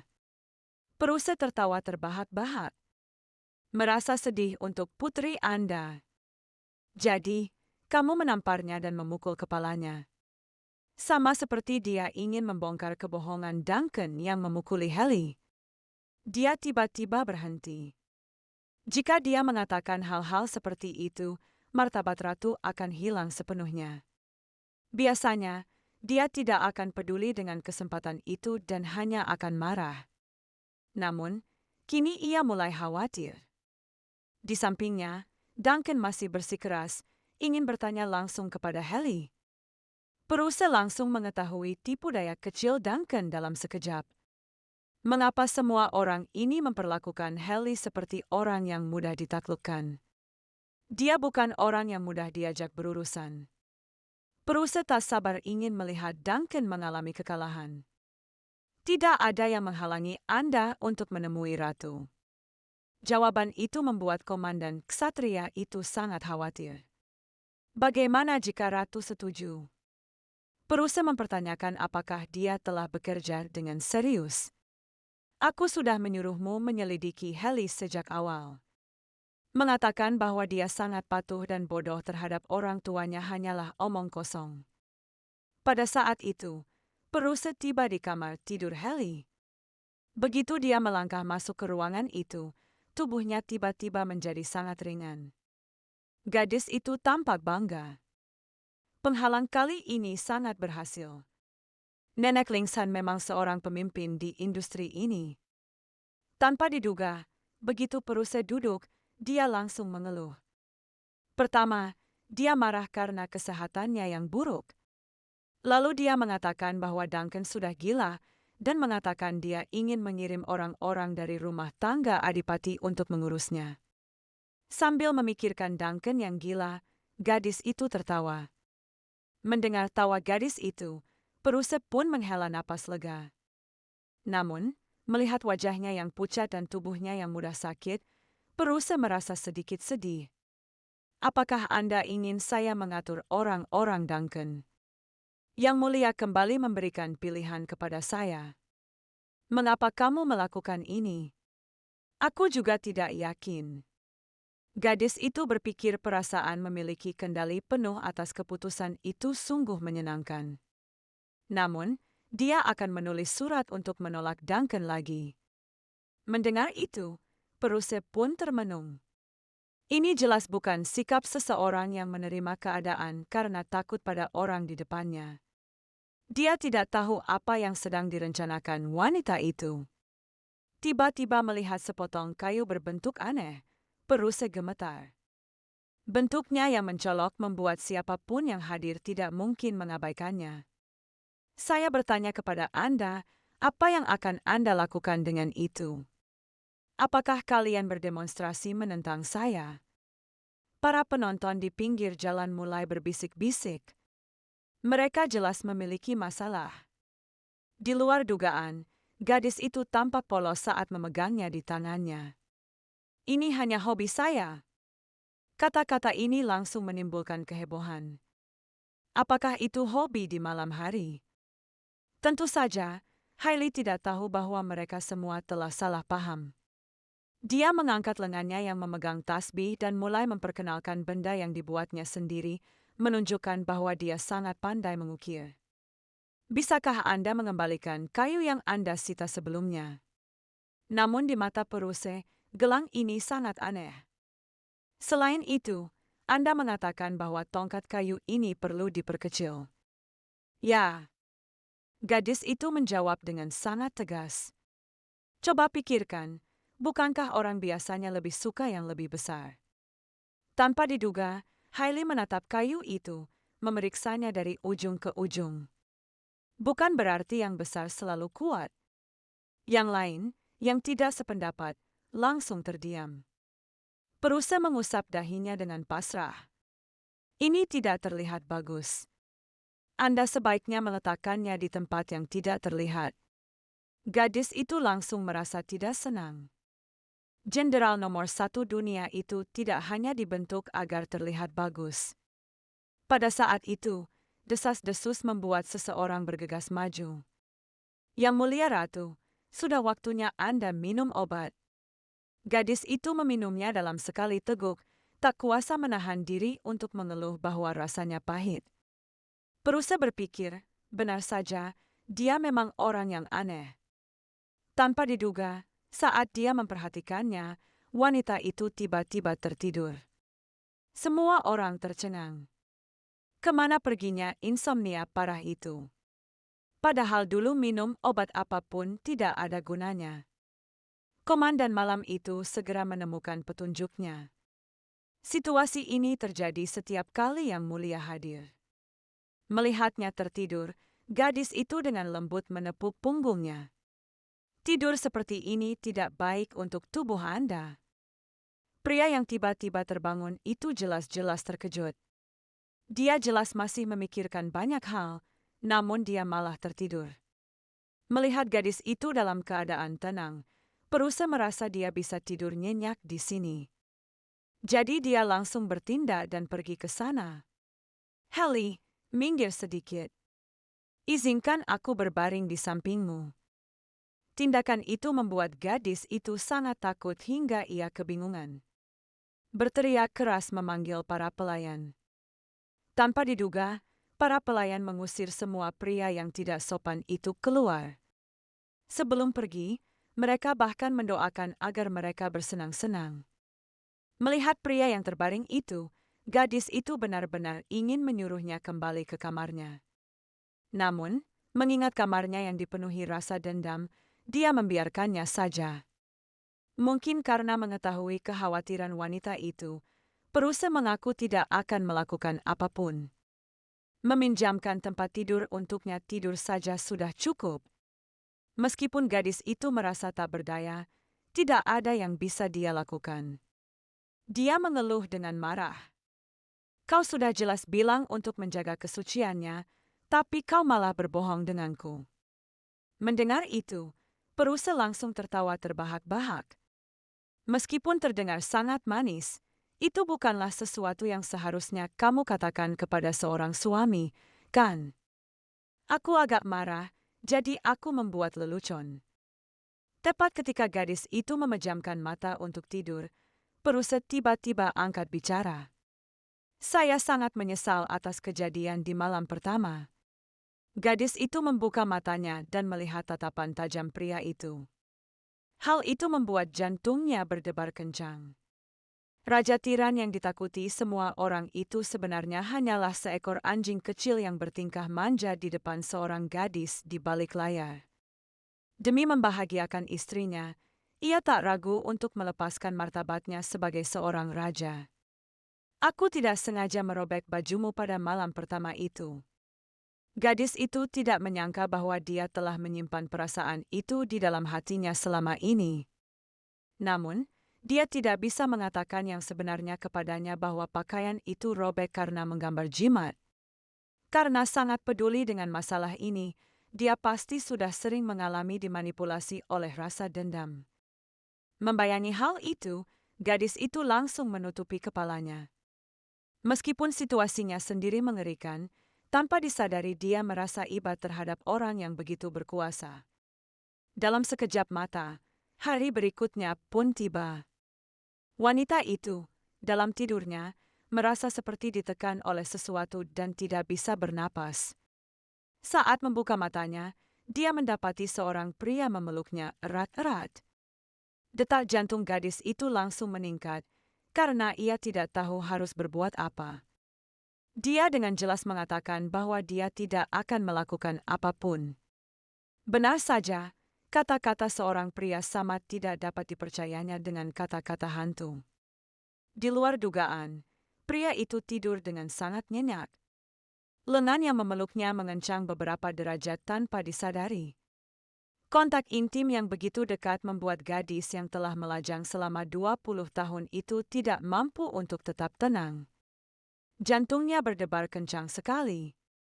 Bahkan menghitung domba pun tidak berhasil. Saat gadis itu berusaha menenangkan diri, pria itu berguling dan menindihnya. Gadis itu langsung merasakan bahwa dia telah menyentuh sesuatu. Dia sangat gugup sehingga tidak berani bergerak. Tanpa diduga, Peruse menyentuh tubuhnya lagi. Sekarang gadis itu benar-benar kehilangan ketenangannya. Dia memukul Peruse dengan keras, ingin membangunkannya. Pria yang terganggu itu agak tidak senang. Dalam keadaan tidak sadar, dia menahan gadis itu di bawahnya dan menggerakkan tubuhnya maju mundur di leher gadis itu.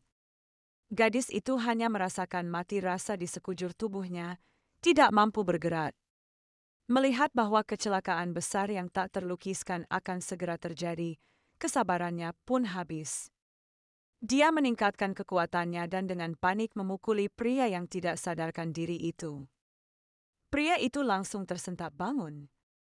Sambil menatap gadis di sampingnya, dia tiba-tiba duduk tegak, berpikir, apakah aku kehilangan kendali lagi? Dia menepis selimut itu dengan cepat.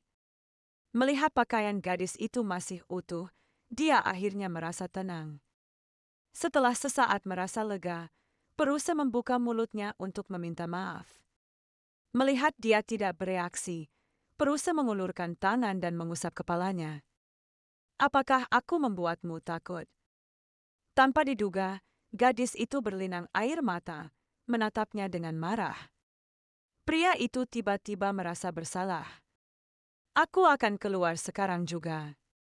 Namun, gadis itu tetap diam. Peruse menggaruk kepalanya dengan putus asa. Hailey, katakan sesuatu. Apakah kamu berencana untuk tidak berbicara denganku?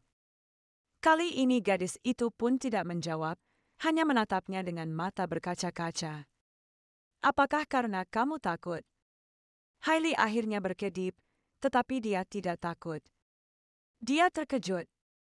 Dia tidak hanya merasa kepanasan, tetapi jantungnya juga berdetak tak beraturan. Semua tempat yang disentuhnya terasa gatal, dan dirimu saat ini luar biasa perhatian dibandingkan biasanya. Jadi aku ingin bertingkah manja.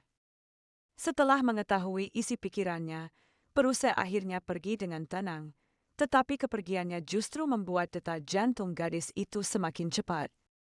Tak lama kemudian, 10 hari pun berlalu. Peruse dikelilingi oleh tekanan rendah yang menakutkan. Dia masih merenungkan apa yang terjadi hari itu, terutama memikirkan ekspresi Hailey yang menatapnya dengan mata berkaca-kaca, seolah-olah dia telah menderita kesedihan yang mendalam. Namun, mereka jelas-jelas suami istri. Mereka harus melakukan lebih banyak hal lagi di masa depan. Pikiran kedua Bond, pernikahan ini toh bukanlah pernikahan sukarela bagi Hailey. Tepat ketika Peruse terj dalam lingkaran tanpa akhir, kapten penjaga dengan bijaksana membawakan sebuah kotak perhiasan. Peruse langsung melihat gelang berkilauan itu dalam sekejap. Terpikirkan tentang gelang aneh yang dikenakan Hailey, dia tiba-tiba tertawa. Sementara itu, Hailey sedang mencari silsilah keluarga kerajaan. Dia ingin menggunakan silsilah keluarga untuk menemukan rahasia mengapa Peruse terjerat dalam kebencian. Namun, dia tidak bisa membaca tulisan kuno di atasnya, jadi dia meminta bantuan roh kecil. Meskipun roh kecil itu enggan. Demi batasan yang Hailey tetapkan untuknya, dia menjadi pemecah masalah. Saat roh kecil itu membaca, Hailey mencatat informasi yang berguna. Barulah kemudian dia menyadari bahwa Duncan sebenarnya berasal dari ras yang berbeda. Hingga roh kecil itu membaca bahwa Raja ke-27, Peruse, naik tahta. Lahir pada tahun 470. Sekarang sudah tahun 499. Jadi, Peruse saat ini berusia 29 tahun. Itu selisih 4 tahun dari usia aslinya. Namun ada perbedaan usia 8 tahun dengan Hailey. Tidak heran jika Peruse terkadang memperlakukannya seperti anak kecil. Gadis itu tak kuasa menahan tawa. Ngomong-ngomong, 500 tahun untuk perubahan takdir nasional, dan 10 tahun untuk perubahan keberuntungan besar seseorang. Angka-angka yang ditakdirkan itu tumpang tindih tahun ini. Di tahun yang begitu penting, Hailey, sebagai ratu, justru meninggal dunia. Dan aku, jiwa dari dunia lain, memasuki tubuh Hailey. Apakah ini juga merupakan kehendak surga yang tak dapat dipahami? Melihatnya terdiam lama, roh kecil itu sebenarnya sangat senang. Perusa belum datang baru-baru ini, dan hal-hal menakutkan itu juga tidak bisa masuk. Hal ini membuat kehidupan kecilnya menjadi sangat damai. Gadis itu berusaha keras untuk tidak memikirkannya. Tapi sekarang setelah roh kecil itu mengungkitnya, apakah karena aku mempermalukan perusa hari itu sehingga dia tidak datang? Tapi bukan berarti dia tidak menyukainya. Dia hanya takut. Tapi itu tidak penting. Dia sudah terbiasa diabaikan. Merasa murung, Hailey memutuskan untuk berjalan-jalan di sekitar kastil untuk menenangkan pikirannya. Dia kebetulan melihat perusa sedang berlatih tanding dengan seorang komandan malam. Tanpa diduga, jantungnya mulai berdebar kencang. Seorang pelayan memberitahunya bahwa Yang Mulia dan Jade belajar di bawah guru yang sama, sehingga mereka memiliki hubungan yang baik dan sering berlatih tanding. Perdebatan antara keduanya sangat menarik perhatian gadis itu. Sesuai dengan yang diharapkan dari seorang pria tampan. Saat berlatih tanding, mereka tampak seperti dua makhluk anggun. Saat raungan perusa menggema, gadis itu menyadari bahwa setiap kali dia berteriak, dia mengatur napasnya. Tampaknya latihan tanding lebih membantunya daripada berburu. Tiba-tiba teringat sikap perusa beberapa hari terakhir ini, Hailey tampak kecewa dan bersiap untuk pergi. Bagaimana jika dia tidak ingin bertemu dengannya? Tanpa diduga, pria itu selangkah lebih cepat. Saat dia berbalik, pria itu dengan cepat menangkapnya. Sambil terengah-engah, dia bertanya mengapa wanita itu melarikan diri. Saat gadis itu berbalik untuk pergi, pria itu tiba-tiba meraih tangannya, melihat gadis yang telah ia pikirkan siang dan malam setelah sekian lama. Pria itu tiba-tiba menjadi malu, meskipun mereka berdua saling merindukan. Saat itu, mereka hanya saling menatap dalam diam. Kemudian gadis itu berbicara lebih dulu. Anda melanjutkan bisnis Anda. Saya duluan. Pria itu jelas terlihat enggan. Setelah tergagap-gagap beberapa saat, dia menyerahkan gelang yang telah disimpannya sebelumnya kepada gadis itu. Dia ingin wanita itu mengganti gelang jelek di tangannya. Gadis itu tidak berharap perusa akan memberinya gelang, tetapi dia tidak bisa begitu saja mengabaikan keinginannya. Di samping mereka, Jade langsung mulai berperan sebagai mak comblang. Yang Mulia biasanya bahkan tidak melirik permata. Namun ketika melihat gelang ini, ia segera menyimpannya dengan rencana untuk memberikannya kepada Yang Mulia Ratu. Setelah pikirannya yang kecil itu terungkap di depan umum, wajah perusa tanpa alasan yang jelas menjadi merah. Barulah saat itu gadis itu menyadari bahwa dia tidak pandai mengungkapkan perasaannya. Lalu dia mengambil gelang itu di tangannya. Terima kasih, Yang Mulia. Tanpa diduga, setelah melihat gadis itu tersenyum, anak anjing yang sombong itu langsung membuang pedang latihannya dan kembali bersama gadis itu. Dalam perjalanan pulang, perusa terus menguji sikap gadis itu tentang hari itu. Setelah mengetahui bahwa Hailey tidak membencinya, pria itu menepis kesedihan yang menyelimutinya selama beberapa hari dan menampakkan sebuah senyuman. Sambil melirik ke samping, dia melihat gelang jelek gadis itu masih terpasang. Perusa berpikir dia tidak menyukai gelang baru itu. Gadis itu menyatakan bahwa dia sangat menyukainya. Namun, gelang tasbih itu adalah sesuatu yang ia buat dengan susah payah, jadi ia tidak bisa membuangnya begitu saja. Aku tak menyangka hobimu begitu hebat. Meskipun pria itu agak bingung, dia tetap menghormati pilihannya. Tepat saat itu, sesosok hantu diam-diam menjerat pria itu. Melihat itu, Gadis itu mengangkat gelang tasbihnya dan meninju gelang itu hingga terlepas. Melihat sosok hantu yang menghilang, dia berpikir gelang manik-manik doanya masih lebih baik. Saat sosok hantu itu menghilang, tubuh pria itu tiba-tiba terasa lebih ringan. Kudengar kau meminjam silsilah kerajaan. Apakah kamu bisa memahaminya? Gadis itu langsung panik. Ternyata setiap gerakannya dipantau. Perusa melihat gadis itu tampak kecewa. Dia tiba-tiba teringat kata-kata Menir itu. Sang ratu tampaknya sangat peduli karena bukan berasal dari darah bangsawan. Untuk mendekatkan mereka, Perusa menyebutkan ada tempat bernama Hutan Arthur di dalam kastil. Gadis itu tampak bingung. Bukankah mereka sedang membicarakan silsilah keluarga? Mengapa tiba-tiba mengganti topik pembicaraan? Dia pernah mendengar samar-samar tentang Hutan Arthur. Itu adalah hutan suci yang diwariskan sejak berdirinya negara ini. Para bangsawan dan administrator tidak diperbolehkan masuk. Hanya anggota kerajaan yang boleh masuk. Apakah kamu mau menontonnya denganku? Melihat tangan yang terulur, gadis itu dengan lembut meletakkan tangannya di atas tangan tersebut sambil berkata oke.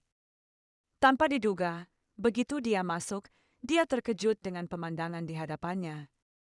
Hutan yang luas itu dipenuhi aura kesucian. Itu bahkan lebih kuat daripada nenek seorang dewa. Pemujaan Lingsan. Dia hampir ingin berlutut dan menawarkan ketulusannya. Agak gelap, jadi tidak terlalu bagus. Gadis itu sedikit terkejut. Tidakkah dia melihat bahwa hutan ini dipenuhi dengan cahaya yang memancar?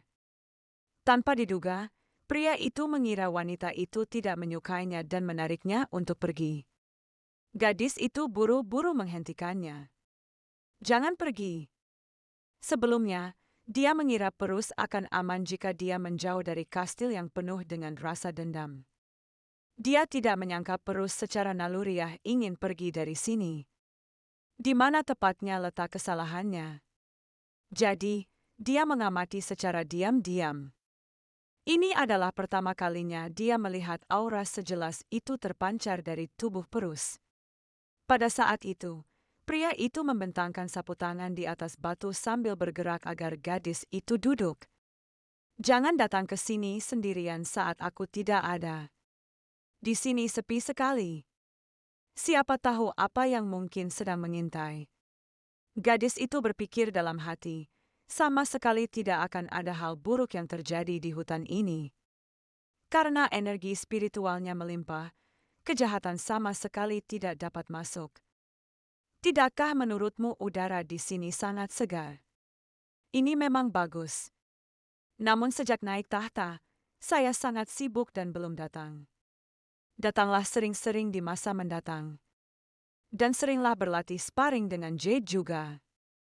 Mendengar itu, pria tersebut terdiam. Mengapa terdengar seperti surat wasiat terakhir? Gadis itu sedikit terkejut.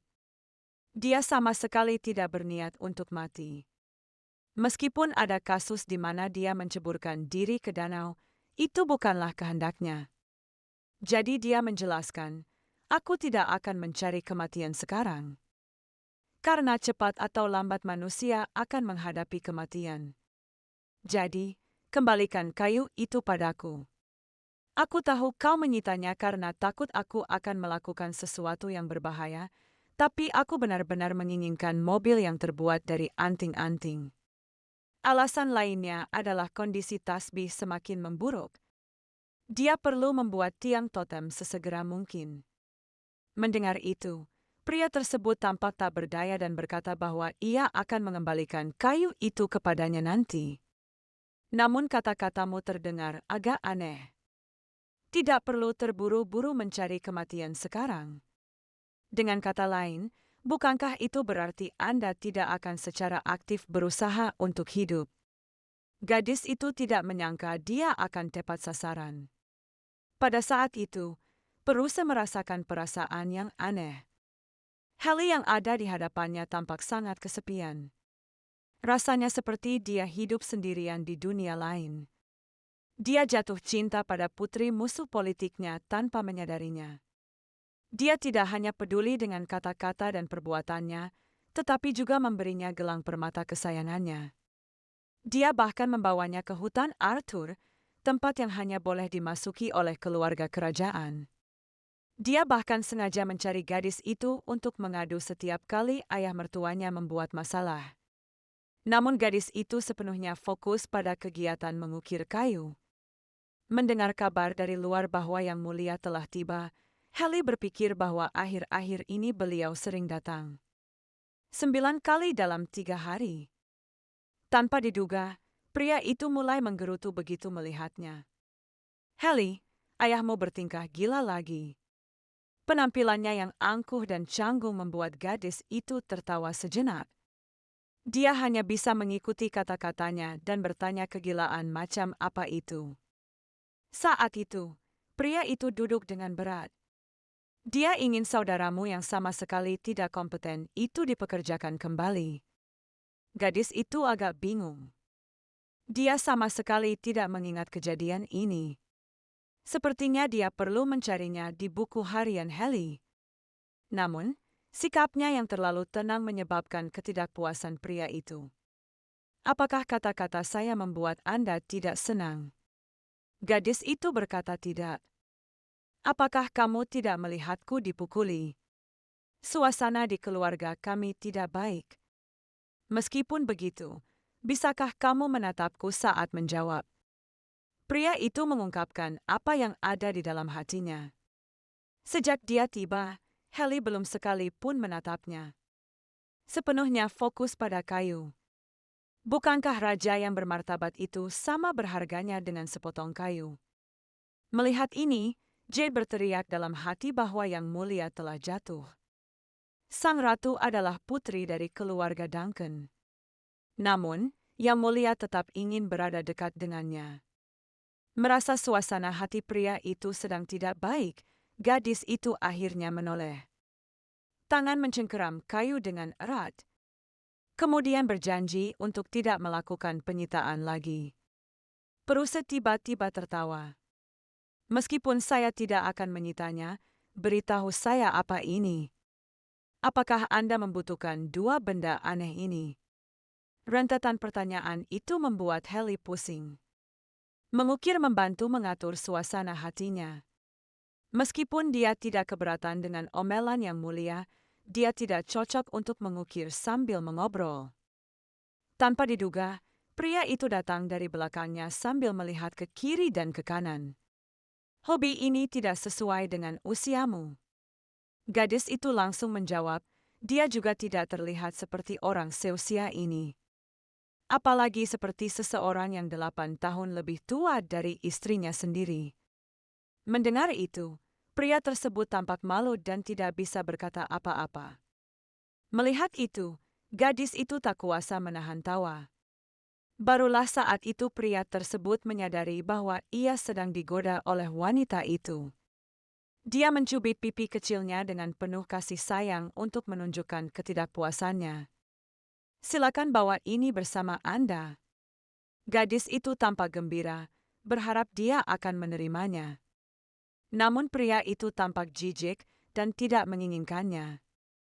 Tapi aku mencurahkan segenap hatiku untuk membuat ini untukmu.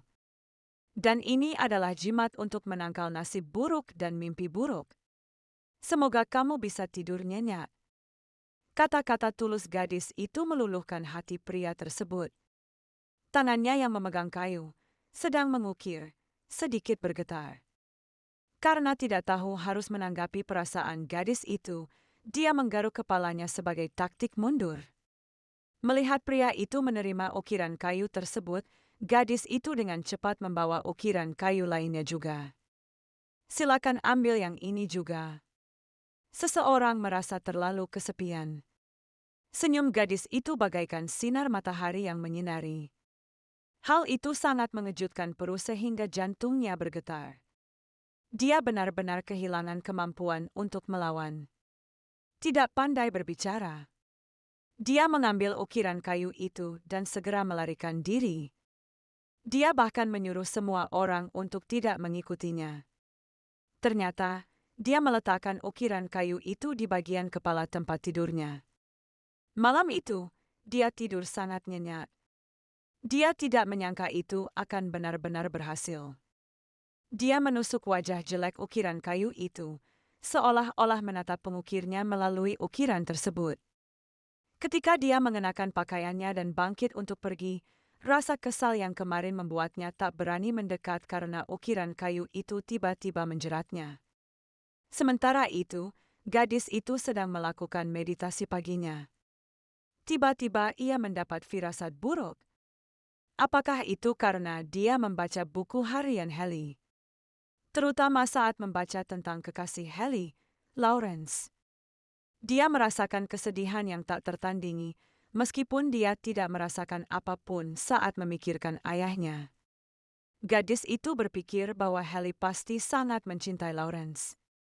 Meskipun jiwanya telah binasa, memikirkan Lawrence masih membuat hatinya sakit. Lalu bagaimana Lawrence, yang kehilangan kekasihnya, menghabiskan waktunya? Gadis itu sedang melamun, tiba-tiba terganggu oleh suara-suara di luar. Yang Mulia kembali mengamuk hari ini. Saya dengar ini sangat serius. Mendengar itu, gadis itu terkejut. Apakah tiang totem yang dia buat tidak berfungsi? Sepertinya menghilangkan rasa dendam bukanlah masalah yang bisa dia selesaikan. Menyerah secara tegas adalah langkah yang bijaksana. Tiba-tiba gadis itu merasakan sakit kepala yang sangat hebat. Sosok Peruse dan Lawrence muncul dalam benaknya secara bersamaan. Sepertinya Haley tidak ingin menyerah pada orang itu, tetapi dia juga tidak ingin menyerah pada Peruse. Jadi, gadis itu memutuskan untuk pergi melihat bagaimana keadaannya saat ini. Tanpa diduga, pria yang dikendalikan oleh hantu itu jelas-jelas telah kehilangan akal sehatnya. 7 atau 8 pria besar pun tidak mampu menahannya. Jade menyuruhnya untuk tidak mendekat. Yang Mulia hanya tenang untuk sementara, tetapi tetap berbahaya. Gadis itu langsung menyadari bahwa pria itu hanya menekan hantu itu untuk sementara waktu. Tanpa menghilangkannya, dia tidak akan sembuh sama sekali. Maka ia melangkah maju dengan cepat, melepas tasbihnya, dan bersiap untuk mengucapkan mantra. Meskipun kondisi tasbih itu sudah sangat buruk dan akan hancur hanya dengan sedikit tekanan, dia tidak punya pilihan lain. Dia hanya bisa meredakan rasa dendam itu terlebih dahulu. Melihatnya mendekat perlahan, dia segera memutar tasbihnya sambil melafalkan kata-kata dalam mulutnya. Seiring mantra dan sihir terus menguat, rasa dendam pun ikut lenyap. Mata pria yang terkendali itu seketika kembali jernih. Gadis itu melangkah maju untuk mendukung Peruse. Yang Mulia sekarang baik-baik saja. Melihat orang di hadapannya, pria yang sangat lemah itu berbicara perlahan. Ukiran kayu yang Anda berikan kepada saya berfungsi dengan baik. Aku menjadi seperti ini bukan karena aku kurang tidur. Jadi, jangan memasang ekspresi bersalah. Untuk melindungi pria yang dikendalikan oleh hantu itu. Sambil menyembunyikan kekuatannya sendiri, mantra tasbih itu mengusir semua hantu. Ketika Peruse mengatakan padanya untuk tidak khawatir, gadis itu menyadari bahwa dia sudah sangat lemah. Untuk meringankan beban pada tubuh pria itu, dia membantu Peruse membersihkan aliran energinya berulang kali. Sampai pria itu terbangun.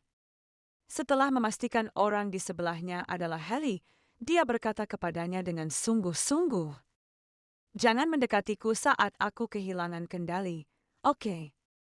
Saya tidak bisa menjamin keselamatan Anda." Gadis itu tersentuh oleh perasaan lembutnya.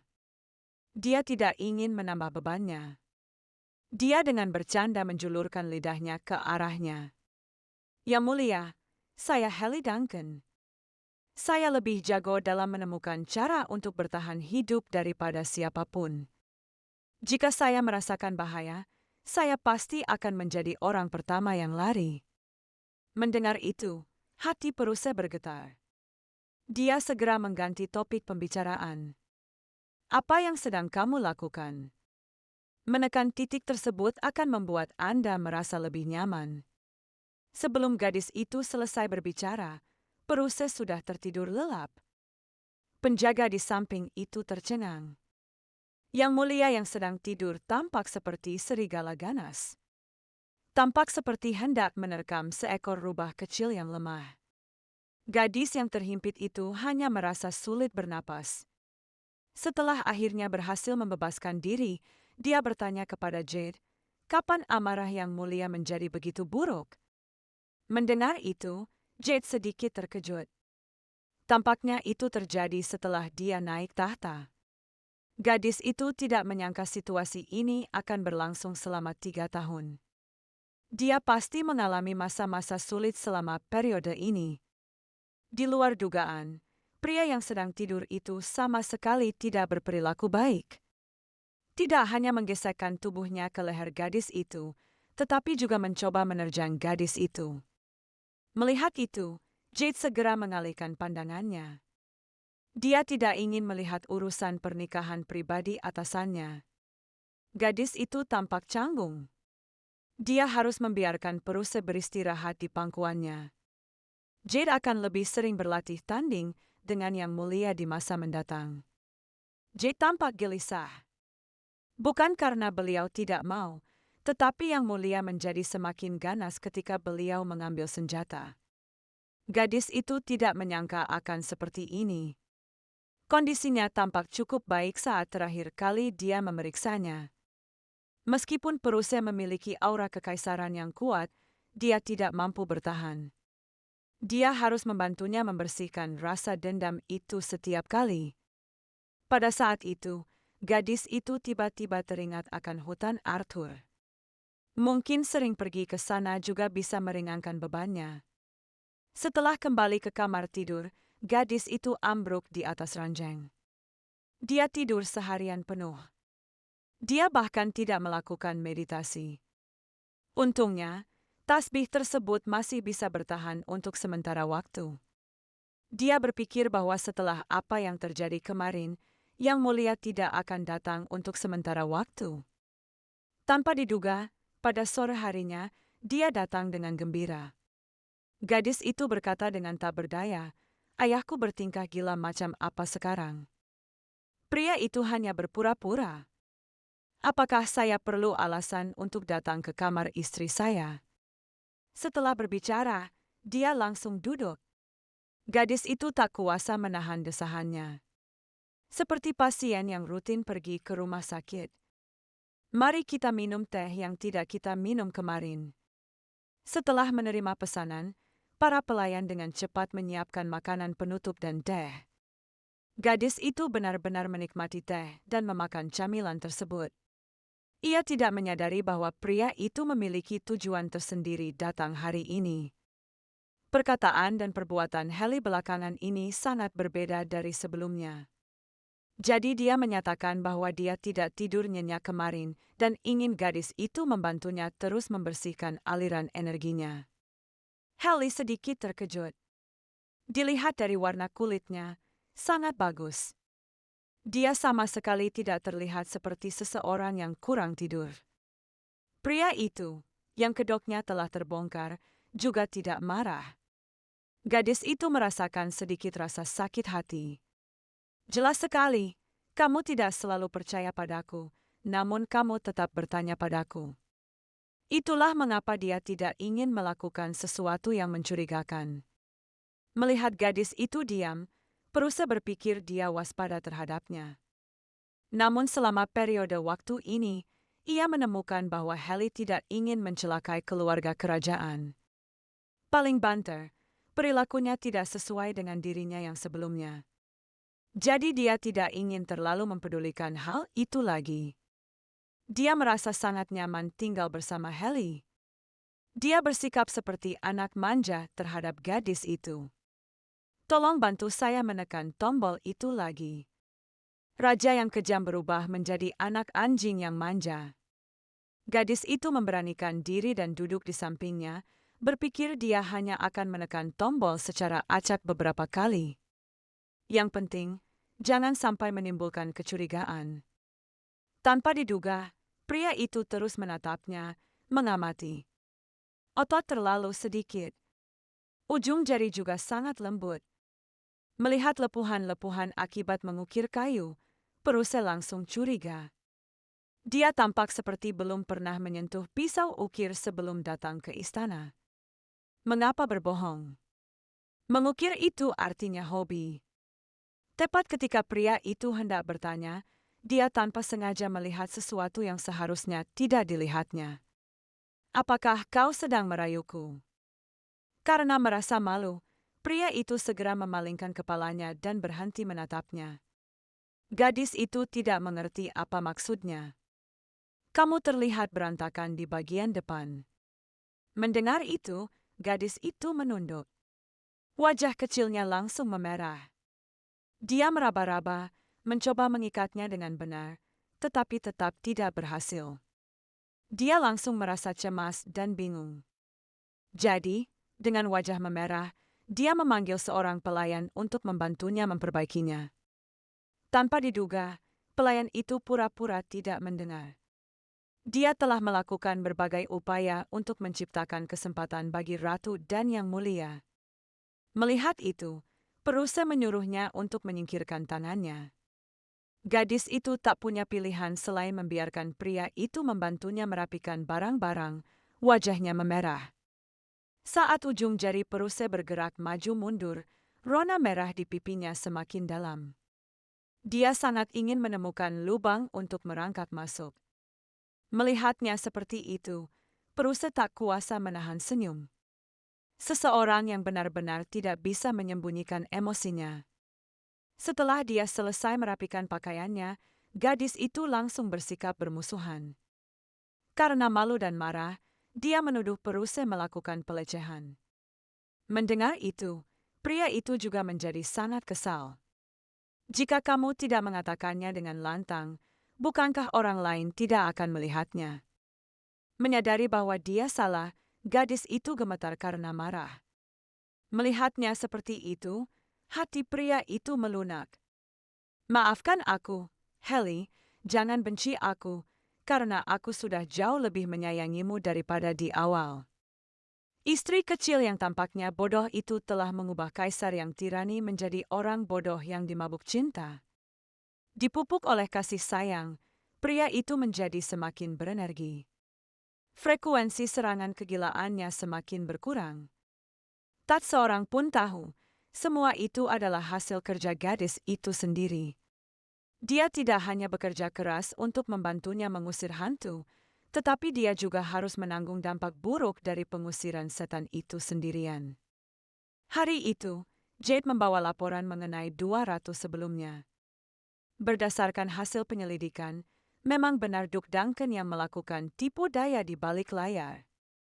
Peruse memerintahkannya untuk mengumpulkan bukti yang kuat agar Duncan tidak menyangkalnya. Pada saat itu, Jade menyarankan bahwa untuk menghadapi Duncan, mereka bisa menggunakan buku harian yang dibawa oleh Ratu. Mungkin mereka bisa mendapatkan informasi penting tentang keluarga Duncan. Peruse menolak tanpa pikir panjang. Dia tidak ingin menjadi orang dangkal yang mengintip buku harian istrinya. Mendengar itu, Jade merasa seperti disambar petir. Di bawah pengaruh Ratu, perubahannya sungguh menakutkan.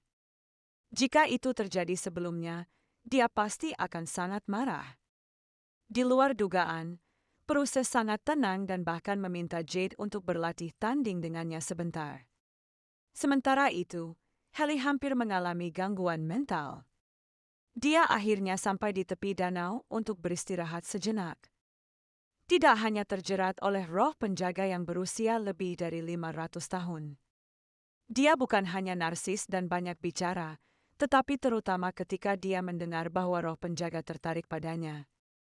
Gadis itu benar-benar bingung. Seluruh tubuhnya memancarkan aura jijik. Dia tidak tertarik pada hantu. Di luar dugaan, kulit roh penjaga itu lebih tebal daripada tembok kota. Dia mengatakan kepada gadis itu agar tidak khawatir karena dia adalah roh penjaga yang baik, bukan hantu. Gadis itu tak berdaya. Jelas sekali dia hanya ingin menjalani kehidupan biasa. Jadi mengapa dia selalu dipaksa untuk berinteraksi dengan hantu? Tanpa diduga, roh penjaga itu diam-diam mendekatinya. Horoskop Anda sungguh luar biasa. Ternyata tebakannya benar. Gadis itu dengan putus asa mencoret-coret di tanah. Melihat hal ini, ketertarikan roh penjaga padanya semakin kuat. Bagaimana kalau kamu berkencan denganku? Dengan penampilan seperti saya, tidak masalah meskipun saya hantu, kan?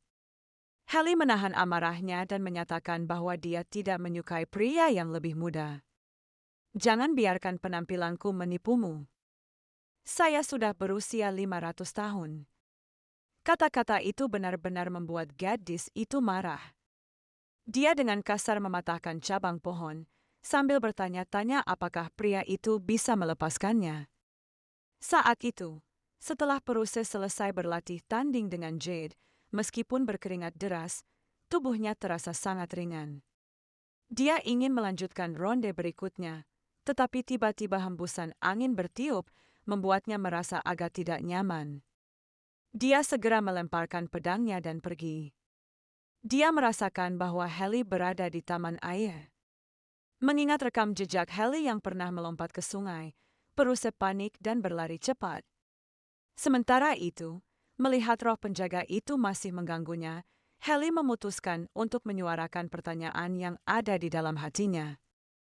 Karena kau adalah roh penjaga kerajaan, mengapa kau tidak membantu Peruse? Seberapa besar dosa yang telah ia lakukan hingga harus menanggung penderitaan seperti itu? Roh penjaga itu tertawa bodoh. Apakah kamu benar-benar ingin memberitahumu betapa besar dosa yang dilakukan Peruse? Karena mengira akan segera mengetahui kebenaran, gadis itu merasa gugup, mendengarkan dengan tenang untuk mencari tahu kebenarannya. Tanpa diduga, roh penjaga itu tersenyum. Tentu saja aku tidak bisa memberitahumu. Ini adalah rahasia surgawi. Anda perlu mencari jawabannya sendiri. Mendengar itu, tangan gadis itu tanpa sadar mengepal erat. Dia tahu akan seperti ini. Berbicara dengan hantu hanya akan mendatangkan kerugian. Gadis itu, karena tidak dapat menemukan arah, menjadi kebingungan. Sebelumnya, Nenek Lingsan telah mengingatkannya untuk tidak melewati garis bahaya. Akankah kehidupan ini juga menuju kehancuran seperti kehidupan sebelumnya? Pada saat itu, gadis itu melihat garis-garis di telapak tangannya dan gemetar seluruh tubuhnya. Dia tidak menyangka garis telapak tangan Haley akan seburuk itu. Apakah dia memang ditakdirkan untuk mengalami nasib buruk? Depresi dan rasa tak berdaya hadir bersamaan. Gadis itu tetap diam. Jiangyi. Mendengar nama itu, mata gadis itu membelalak. Dia segera menoleh, matanya menunjukkan kecurigaan. Kau bukanlah hantu biasa. Saya jelas tidak pernah menyebutkan nama saya. Bukankah kau dan Haley sama-sama pernah meninggal sekali? Jadi, apa yang selalu kamu takuti? Sikap tidak menganggap serius orang yang masih hidup ini membuat gadis itu merasa marah. Kalau dipikir-pikir lagi, kenapa harus marah pada hantu? Tanpa diduga, roh penjaga itu menunjuk ke depan. Peruse ada di sini dan memasang ekspresi sangat khawatir. Apakah dia mengetahui bahwa kamu berselingkuh denganku? Gadis itu membalas dengan marah. Berhenti bicara omong kosong. Tidakkah kau lihat masalah yang mengikutinya dari belakang? Melihat hal ini, roh penjaga itu pun menurunkan nada acuh tak acuhnya. Aku akan membantumu mengurus orang-orang di belakang Peruse itu. Semoga kalian berdua menikmati waktu yang hangat bersama. Setelah mengatakan itu, dia dengan cepat menaiki kuda putihnya dan menyerbu ke arah Peruse dengan tatapan penuh tekad. Dalam sekejap, hantu-hantu pendendam itu lenyap sepenuhnya. Melihat pemandangan itu, gadis itu berseru betapa menakjubkannya. Saat itu, Peruse sudah berjalan menghampiri gadis itu. Mengapa kamu di sini? Gadis itu berpikir. Jadi dia khawatir aku akan melakukan sesuatu yang bodoh di dekat air. Lalu dia menggoda, apakah aku di penjara? Akulah ratunya. Aku bisa pergi kemanapun aku mau, kan? Melihat pria jangkung itu tampak agak bingung, Haley tersenyum, memutuskan untuk tidak menggodanya lagi. Saya hanya keluar untuk menghirup udara segar. Aku tidak berencana untuk melompat ke danau.